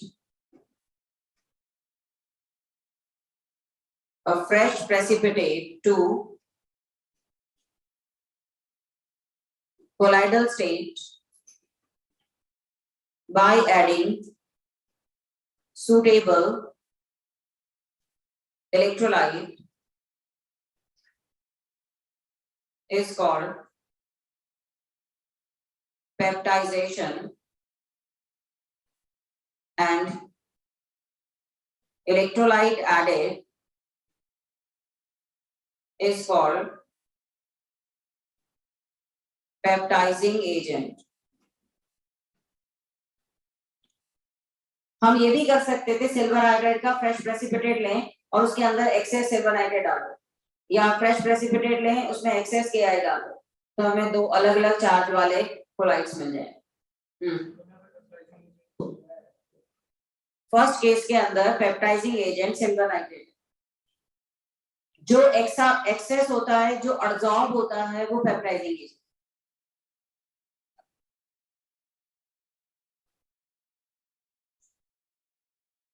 तुम्हारी स्टेटमेंट में डिफरेंस आ गया ना, KI added to silver nitrate solution, और दूसरे में था silver nitrate added to KI solution. हाँ, लिख लिए दोनों एग्जांपल सबने।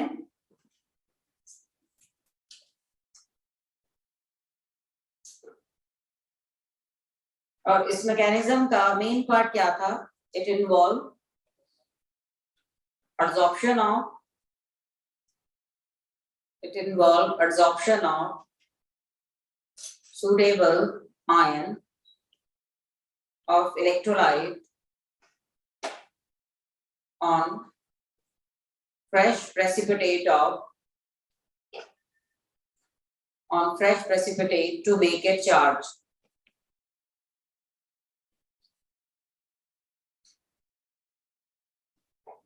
and repulsion between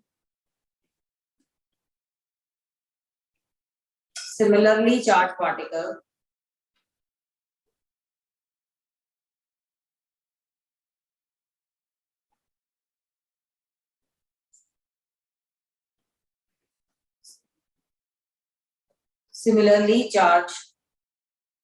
particle provide sufficient kinetic energy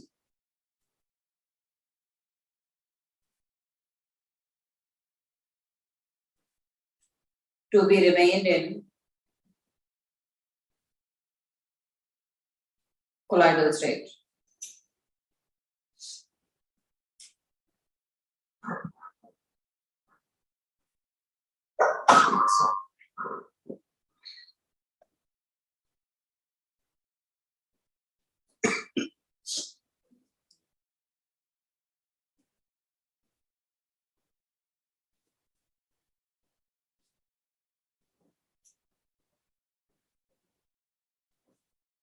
जैसे जितने भी मेटल हाइड्रोक्साइड बनाते हैं उनमें मेटल आयन सरफेस पे एडसॉर्ब हो जाता है तो वो पॉजिटिवली चार्ज सोल बनाएंगे। जैसे फेरिक हाइड्रोक्साइड है, अगर सॉल्यूशन में फेरिक क्लोराइड इलेक्ट्रोलाइट ज्यादा पड़ा हुआ है तो इसकी सरफेस पर फेरिक आयन एडसॉर्ब हो जाएंगे।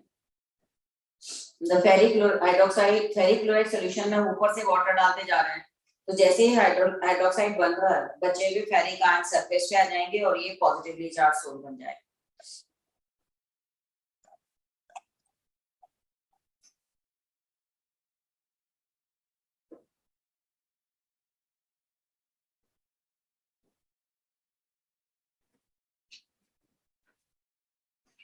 तो इसमें पेप्टाइजिंग एजेंट कौन हुआ? फेरिक क्लोराइड हुआ। जिस इलेक्ट्रोलाइट का आयन एडसॉर्ब हो रहा है उस इलेक्ट्रोलाइट को पेप्टाइजिंग एजेंट कहते हैं।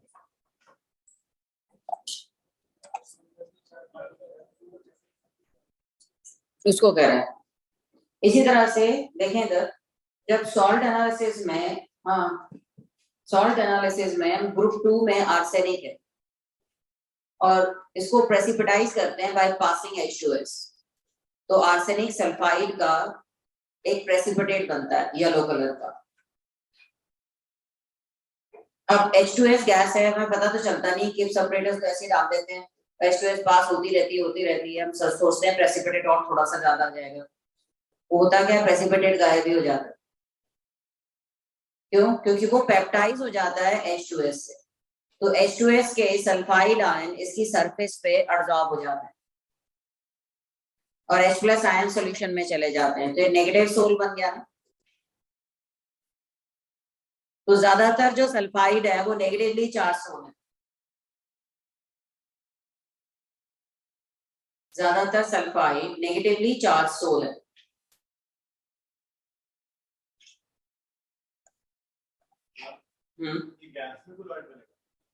गैस में नहीं बनेगा, हमने टेस्ट ट्यूब में आर्सेनिक सॉल्ट लिया और उसमें H2S पास किया तो टेस्ट ट्यूब में तुम्हें पहले येलो प्रेसिपिटेट मिला, अगर तुमने H2S ज्यादा देर तक पास कर दी तो क्या होगा, वो प्रेसिपिटेट कोलाइडल स्टेट में आ जाएगा। कोलाइडल स्टेट का मतलब जब तुम फिल्टर पेपर से पास करोगे तो नीचे निकल जाएगा सारा, प्रेसिपिटेट के ऊपर नहीं आएगा, बिकॉज वो पेप्टाइज हो चुका है क्योंकि हमने H2S ज्यादा डाल दी। तो ये लैब में सेकंड ग्रुप के टेस्टिंग में हमेशा ऐसा होता है, तुम्हें लगता है प्रेसिपिटेट आ गया, आ भी जाता है, पर क्योंकि तुमने अननोइंगली H2S को ज्यादा देर तक पास कर दिया तो प्रेसिपिटेट फिल्टर पेपर पर आ ही नहीं पाता, उसमें से नीचे से निकल जाता है, देखने में येलो सॉल्यूशन नजर आएगा पर प्रेसिपिटेट हम सेपरेट नहीं कर पाएंगे बिकॉज वो कोलाइडल स्टेट में चला गया।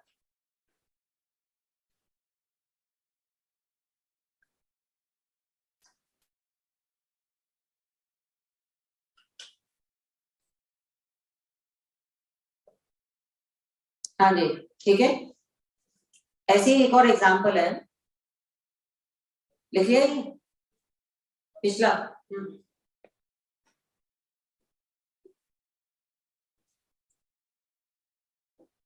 एक और बड़ा इंटरेस्टिंग एग्जांपल है और पूछा जाता है, बहुत बार पूछा गया एग्जांपल।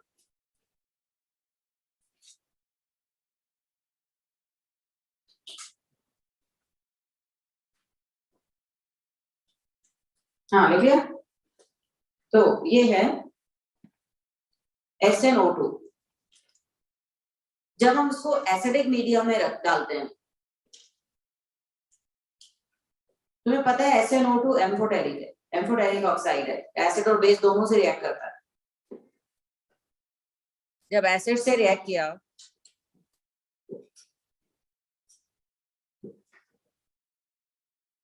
इन या +4 स्टेट में है, तो SnCl4 बनाएगा प्लस H2O, ये इलेक्ट्रोलाइट है। अब बचे हुए SnO2 में ये SnCl4 का कौन सा आयन कॉमन है? 10। तो इसकी सरफेस पर ये 10+4 आयन एब्जॉर्ब हो गया और इस तरह से इसने क्या बना दिया? Positive soul. नॉर्मली तुम्हारे दिमाग में आता है कि SnO2 एसिडिक मीडियम में पॉजिटिव सोल बनाता है क्योंकि H+ आयन है, but it is not because of H+ ion, it is because of Sn+4 ion. ये पॉजिटिवली चार्ज सोल बना।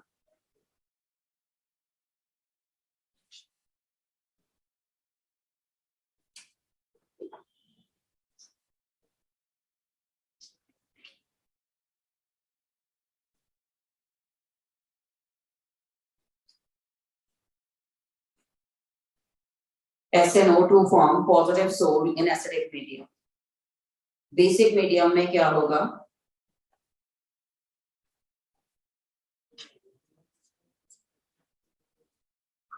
ये कोलाइडल है, मीडियम वाटर है, ये कोलाइडल स्ट्रिप पार्टिकल है, सोल वो है। पार्टिकल का मतलब जो डिस्पर्स हो रहा है। दूसरा है इन बेसिक मीडियम। अब SnO2 जब बेस से रिएक्ट करेगा तो स्टेनेट बनाएगा, Na2SnO3। ये सोडियम स्टेनेट है और ये इलेक्ट्रोलाइट है। अब बचे हुए SnO2 पर इसका कौन सा पार्ट एब्जॉर्ब होगा? SnO3। SnO2 ट्रैप हुआ सरफेस पर SnO3-2। इसका मतलब अब ये नेगेटिव सोल बन गया ना, और अब मीडियम पॉजिटिवली चार्ज। यहाँ मीडियम में क्लोराइड आयन गए थे, मीडियम नेगेटिवली चार्ज। तो ये पूछा जाता है कि SnO2 बेसिक मीडियम में कौन सा सोल बनाएगा? ये वाला सोल, SnO2.SnO3।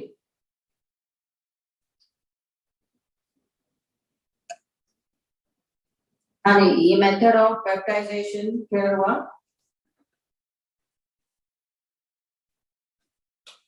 ठीक है, कुछ मेथड जिससे हमने कोलाइडल सॉल्यूशन बनाया। अब हमारे पास सॉल्यूशन बन चुका है और उसमें कुछ इम्प्योरिटीज हैं।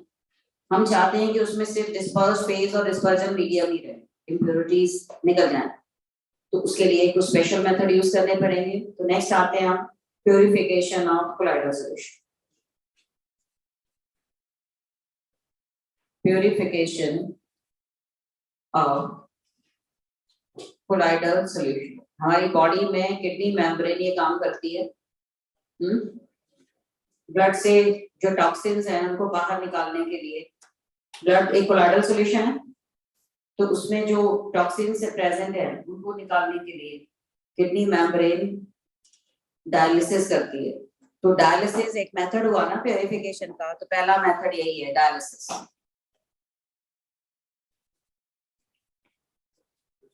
Dialysis, the process of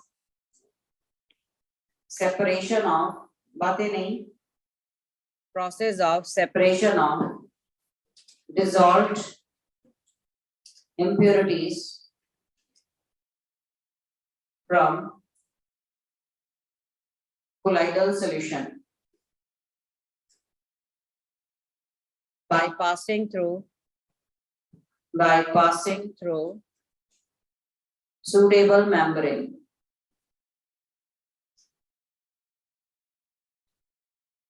is dialysis।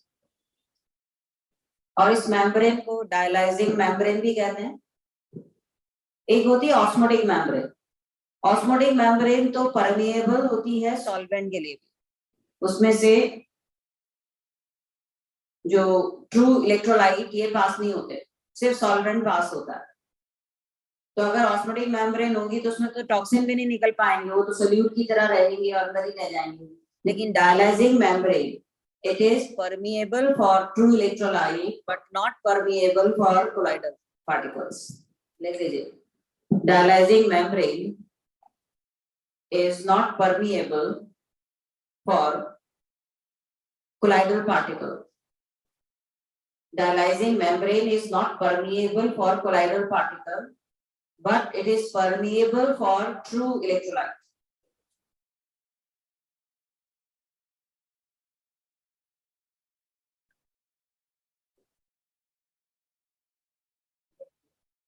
हाँ, परमिएबल फॉर इलेक्ट्रोलाइट, इसमें से इलेक्ट्रोलाइट तो पास हो जाएंगे पर कोलाइडल पार्टिकल पास नहीं होंगे।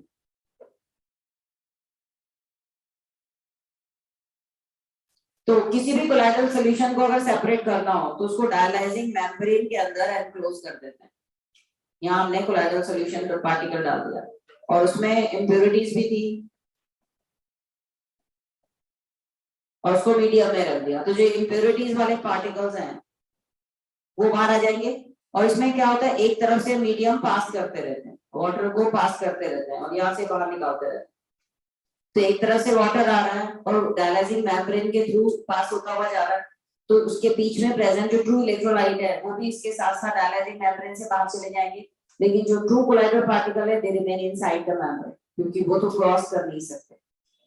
तो इस तरह से जो बचा हुआ कोलाइडल सॉल्यूशन होगा थोड़े टाइम के बाद जब वाटर से वॉश करते रहेंगे तो ये किस स्टेट में आ जाएगा, प्योर स्टेट में आ जाएगा और इसमें से टॉक्सिन्स बाहर निकल जाएंगे। बट नेचुरल जो डायलिसिस है that is a slow process, तो उसको फास्ट करने के लिए क्या करते हैं, इसमें इलेक्ट्रोड्स लगा देते हैं। इतना हमें पता है कि जो इलेक्ट्रोलाइट है वो भी चार्ज पार्टिकल्स ही हैं और कोलाइडल पार्टिकल तो मेम्ब्रेन के बीच में रह जाएंगे, लेकिन जो चार्ज पार्टिकल है वो बाहर आ जाएंगे, प्रोसेस फास्ट हो जाएगी। तो इसको इलेक्ट्रोडायलिसिस कहते हैं। एक तो सिंपल डायलिसिस होता है, इलेक्ट्रोडायलिसिस जहां पर हम इलेक्ट्रोड्स लगा देते हैं। तो electrodialysis it is faster than normal dialysis. हाँ बोलो।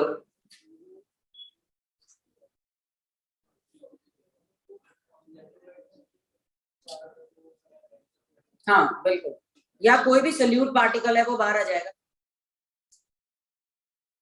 और अगर कोई ऑपोजिटली चार्ज आए ना वो जल्दी बाहर निकल जाए। तो जब हम यहाँ इलेक्ट्रोड्स लगा देते हैं वो इलेक्ट्रोडायलिसिस होगा। बट आर्टिफिशियल डायलिसिस या इलेक्ट्रोडायलिसिस एक सूटेबल मेथड तो है नहीं। जो नेचुरल किडनी प्योरीफाई करती है वो बेटर मेथड है। इसमें क्या होगा, लिसन, हमने अभी अभी देखा कोलाइडल पार्टिकल पर खुद चार्ज होता है। अब बार बार वाटर उसमें से वॉश हो रहा है तो काफी देर के बाद क्या होता है, जो अडजॉर्ब पार्टिकल है वो बाहर आना शुरू हो जाता है। अगर सॉल्वेंट बार बार टकराता रहे पार्टिकल से तो उसकी सरफेस पर अडजॉर्ब आयन को भी तो बाहर निकाल देगा। जैसे ही सरफेस पे अडजॉर्ब पार्टिकल बाहर निकले वो मीडियम के साथ डिफरेंट इलेक्ट्रोड की तरफ चले जाएंगे। तो बहुत फास्ट प्रोसेस होना भी वो ठीक नहीं होता। कईयों के किडनी फेल होने पर वो आर्टिफिशियल डायलिसिस करवाया जाता है पर उसकी भी तो लाइफ कुछ होती है, उसके बाद उसके डैमेजिंग इफेक्ट आने शुरू हो जाते हैं। बट हाँ, आर्टिफिशियल डायलिसिस किया जा सकता है, ये इलेक्ट्रोडायलिसिस। आगे समझे, दूसरा प्यूरिफिकेशन का मेथड है अल्ट्रा फिल्ट्रेशन। ये आगे समझे डायलिसिस।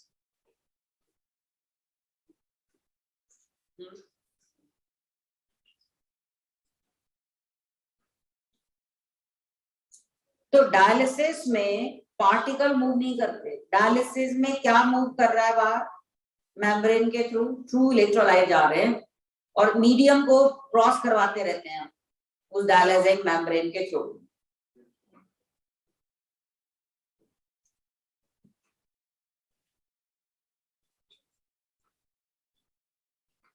डिफरेंस है, ऑस्मोटिक मेम्ब्रेन से तो पार्टिकल भी ट्रू इलेक्ट्रोलाइट भी पास नहीं होगा, क्या था ना ऑस्मोसिस में। तो ये मेम्ब्रेन ऑस्मोटिक मेम्ब्रेन नहीं है, ठीक है। अब दूसरा है अल्ट्रा फिल्ट्रेशन।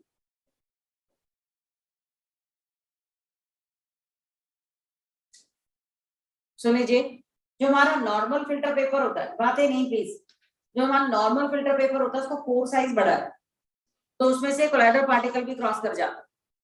तो अगर हम एक अल्ट्रा फिल्टर पेपर लें जहां पोर साइज छोटा कर दिया जाए, उनके पोर्स पर कुछ सेल्यूलोज की कोटिंग कर देते हैं, और उससे क्या होता है, पोर साइज छोटा हो जाता है, इतना छोटा कि now it is not permeable for colloidal particle.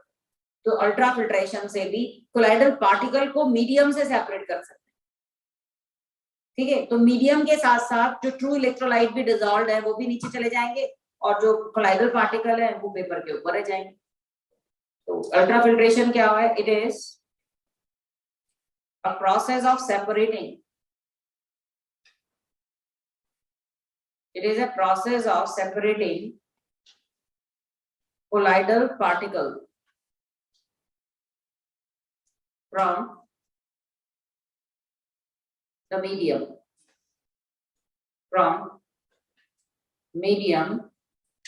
and soluble solute in colloidal solution by passing through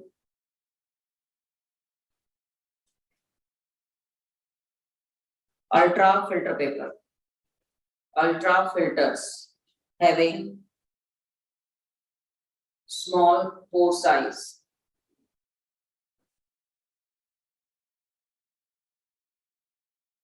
These filters are not permeable for colloidal particles.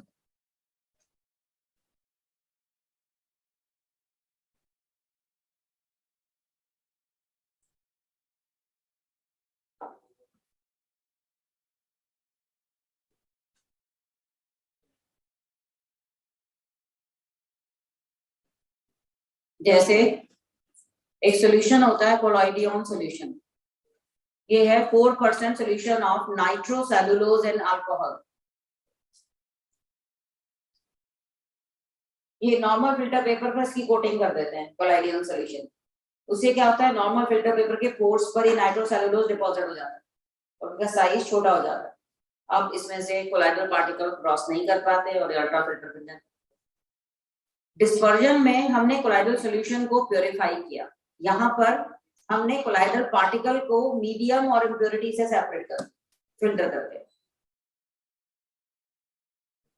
कोलॉइडियन एक सॉल्यूशन होता है 4% नाइट्रोसेलुलोज का सॉल्यूशन अल्कोहल में, तो इस सॉल्यूशन को नॉर्मल फिल्टर पेपर पे coating कर देते हैं, उससे वो अल्ट्रा फिल्टर पेपर बन जाता है क्योंकि उसके पोर साइज छोटे हो जाते हैं, तो उसको कोलॉइडियन सॉल्यूशन कहते हैं। आ गया तीसरा मेथड, अल्ट्रा सेंट्रीफ्यूगेशन। घर में भी करते हैं हम, जब बटर निकालते हैं, है ना, मिक्सी में हाई स्पीड से रोटेट करते हैं, तो उससे जितनी भी क्रीम होती है वो इकट्ठी होके ऊपर सरफेस पे आ जाती है। तो मिल्क से जो क्रीम निकालते हैं वो इसी मेथड से निकालते हैं। और लैब में भी होता है ये, कैसे, जैसे मैंने बताया ना, हमने H2A ज्यादा देर तक पास की तो वो सारा कोलाइडल स्टेट में आ गया, तो फिर क्या करते हैं, उन टेस्ट ट्यूब्स को मैकेनिकल अल्ट्रा सेंट्रीफ्यूगेटर लगे होते हैं, कई जगह इलेक्ट्रिकल भी है, तो जैसे उसको ऑन करते हैं टेस्ट ट्यूब डाल के, बड़ी तेजी से घूमता है, घूमने के बाद जैसे तुम उसकी टेस्ट ट्यूब बाहर निकालोगे सारा प्रेसिपिटेट नीचे बढ़ जाएगा, क्योंकि अल्ट्रा सेंट्रीफ्यूगेशन से कोलाइडल जो स्टेट थी वो मीडियम से अलग होगी। तो तीसरा method ultra centrifugation.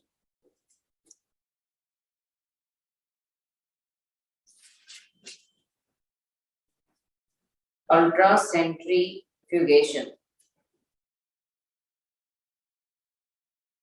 In this method,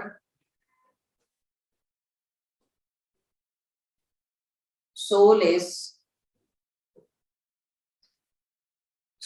taken in a glass tube,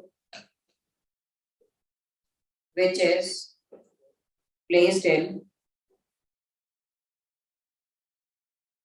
ultra centrifuge.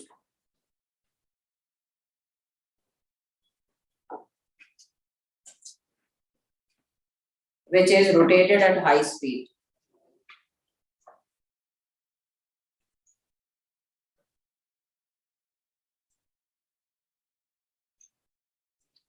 And colloidal particles are settled down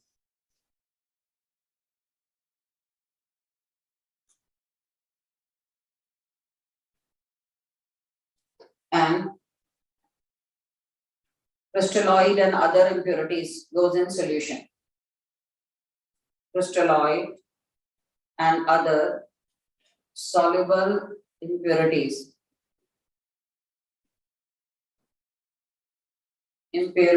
goes with solution, goes with the medium.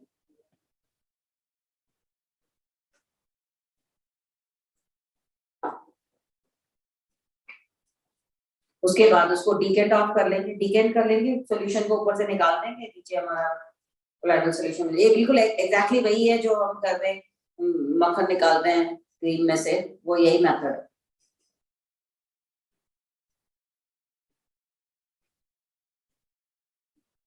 तो हमने किया प्रिपरेशन ऑफ कोलाइडल सॉल्यूशन और ये था प्यूरिफिकेशन ऑफ कोलाइडल सॉल्यूशन।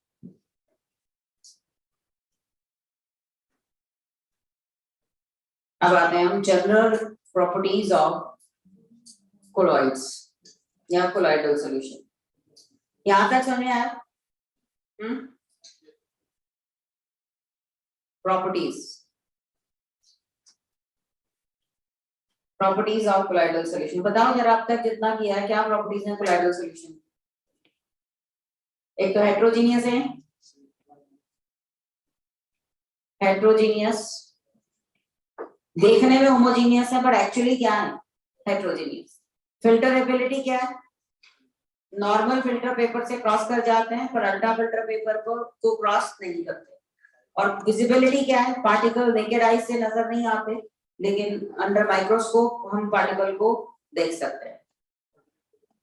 और Tyndall effect है इनकी important property बताती हूँ होगी।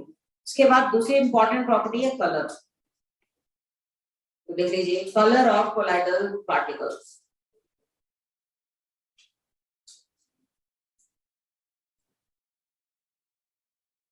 लिसन, इसको जरा एक बार ध्यान से सुन लो। कोलाइडल पार्टिकल में से लाइट गई, पार्टिकल ने कुछ लाइट एब्जॉर्ब कर दी, बाकी की ट्रांसमिट कर दी। अब जो एब्जॉर्ब की वो स्कैटर भी होगी। तो कलर डिपेंड करता है कि हम स्कैटर्ड लाइट देख रहे हैं, ट्रांसमिटेड लाइट देख रहे हैं। ट्रांसमिटेड लाइट का कलर कुछ और होगा और स्कैटर्ड लाइट का कलर कुछ और होगा। अब लाइट स्कैटर कैसे होगी? अगर पार्टिकल का साइज बड़ा है तो लॉन्गर वेवलेंथ वाली लाइट स्कैटर्ड होगी, कलर उसके अकॉर्डिंग आ जाएगा। छोटा साइज है पार्टिकल का तो शॉर्टर वेवलेंथ स्कैटर्ड होगी, कलर उसके अकॉर्डिंग आ जाएगा। तो रादर कलर से, मतलब जो उसका कलर देख के हम पार्टिकल साइज प्रेडिक्ट कर सकते हैं। इस रेंज की वेवलेंथ इसने स्कैटर की तो उसका पार्टिकल साइज किस रेंज का होना चाहिए। तो ये इंपॉर्टेंट पॉइंट लिख लीजिए कोलॉइड्स के, that colour of sol depend on wavelength of light scattered by particles या dispersed phase।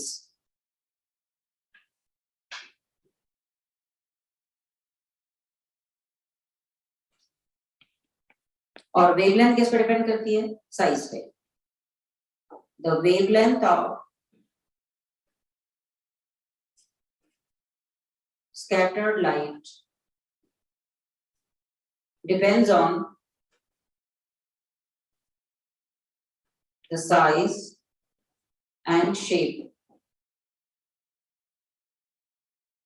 size, shape and nature of particle। Nature में जैसे चार्ज क्या है, उस पर किस मटेरियल के बने हुए हैं उसके ऊपर भी डिपेंड करता है और मेनली साइज और शेप पे डिपेंड करता है, क्योंकि शेप उसकी जैसी होगी सरफेस एरिया उसी के अकॉर्डिंग हो जाएगा और वैसी ही वेवलेंथ वो एमिट करेगी। और जनरली जो वेवलेंथ है, किस वेवलेंथ की लाइट स्कैटर्ड होगी, it is directly proportional to radius of particle. तीसरा पॉइंट लिख लीजिए, the wavelength of light scattered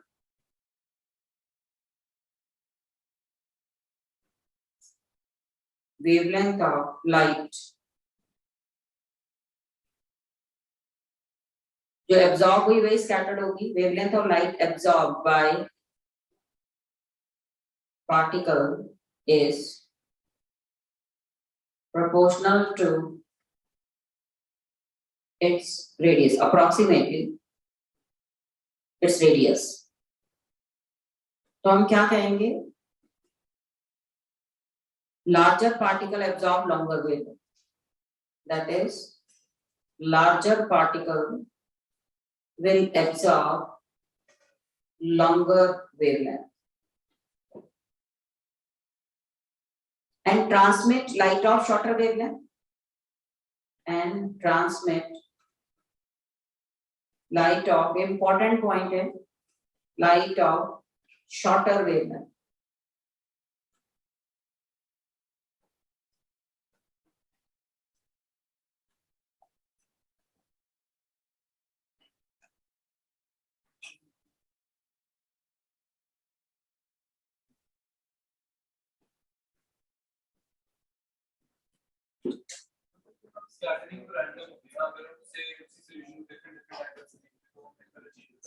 नहीं, एंगल से नहीं, हम यहाँ ऐसे राइट एंगल से देखते हैं उसको। ऊपर से देख रहे हैं तो हमें स्कैटर लाइट नजर आएगी, ऐसे करके देखेंगे तो हमें ट्रांसमिट लाइट नजर आएगी, तो उसमें कलर अलग होगा।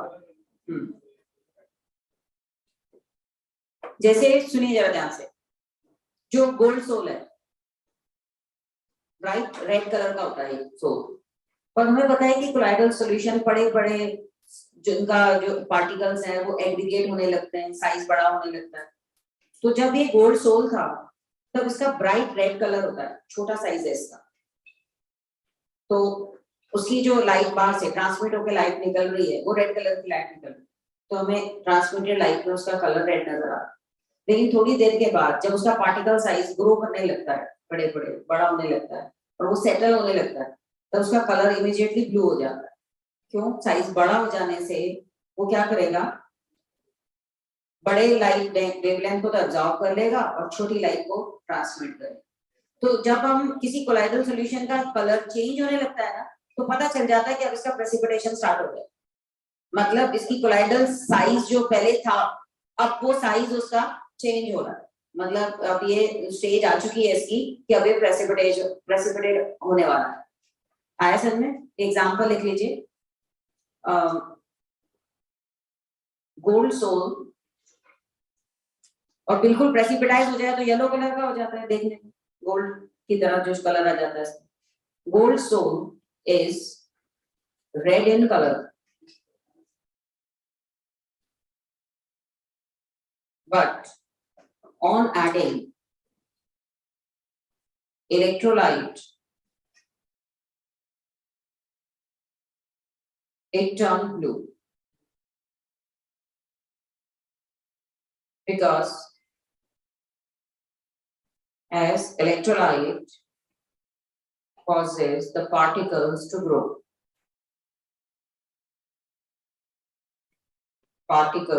grow, in size. So transmitted light will have shorter wavelength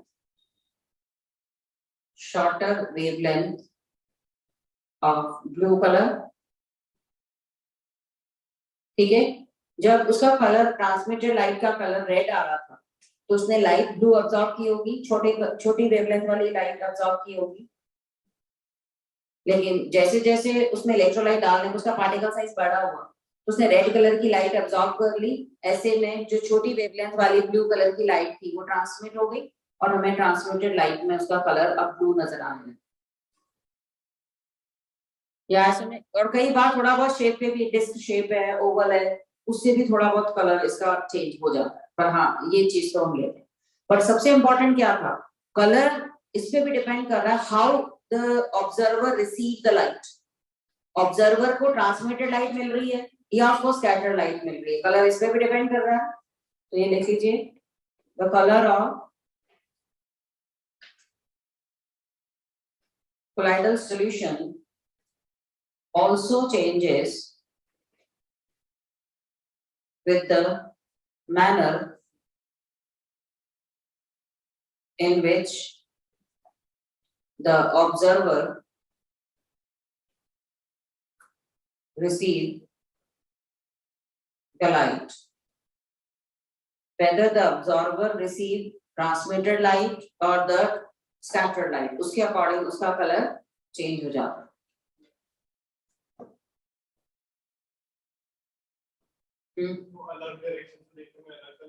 बिल्कुल, ये डिपेंड करता है कि आप ट्रांसमिटेड लाइट को देख रहे हो या स्कैटर्ड लाइट को देख रहे हो।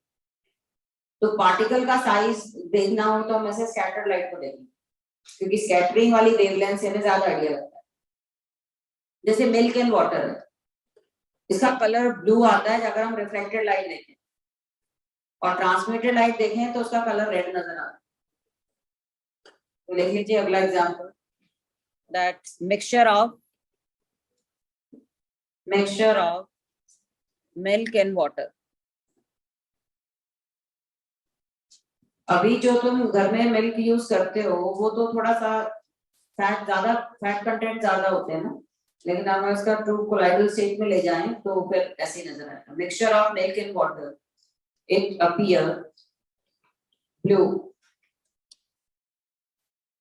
इन reflected light and red in transmitted light. Obvious है, ब्लू कलर उसने एब्जॉर्ब किया तो रेड कलर उसने ट्रांसमिट कर दिया।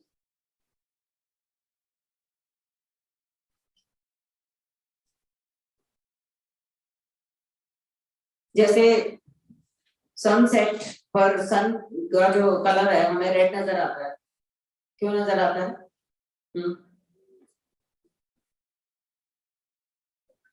रिफ्लेक्टेड का मतलब होता है वो स्कैटर्ड लाइट।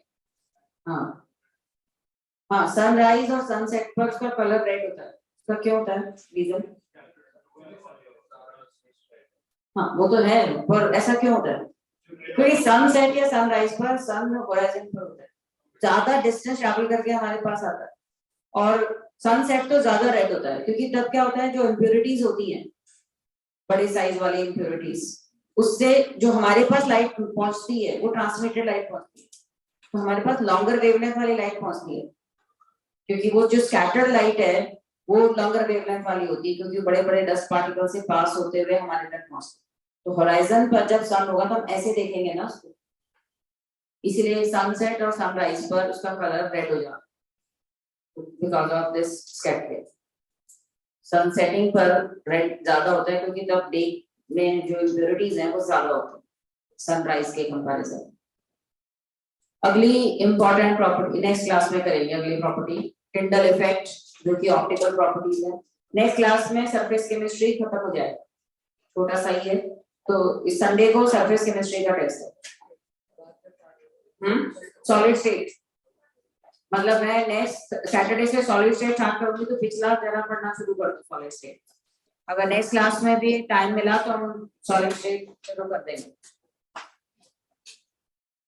तो नेक्स्ट क्लास के बाद इसकी ऑब्जेक्टिव एक्सरसाइज कर लेना। सैटरडे को इसकी सरफेस केमिस्ट्री की ऑब्जेक्टिव डाउट्स पूछ लेना। इसकी वीडियो नहीं बनाएगी, क्लास में ही जो भी डाउट्स होंगे क्लास में बताऊंगी। तो संडे को टेस्ट है, इसी वीक में कर लोगे तो ठीक रहेगा, अभी याद भी है ना, तो टेस्ट ढंग से कर सकते हो। नेक्स्ट क्लास में टिंडल इफेक्ट, ऑप्टिकल प्रॉपर्टीज करेंगे और कुछ और एप्लीकेशंस।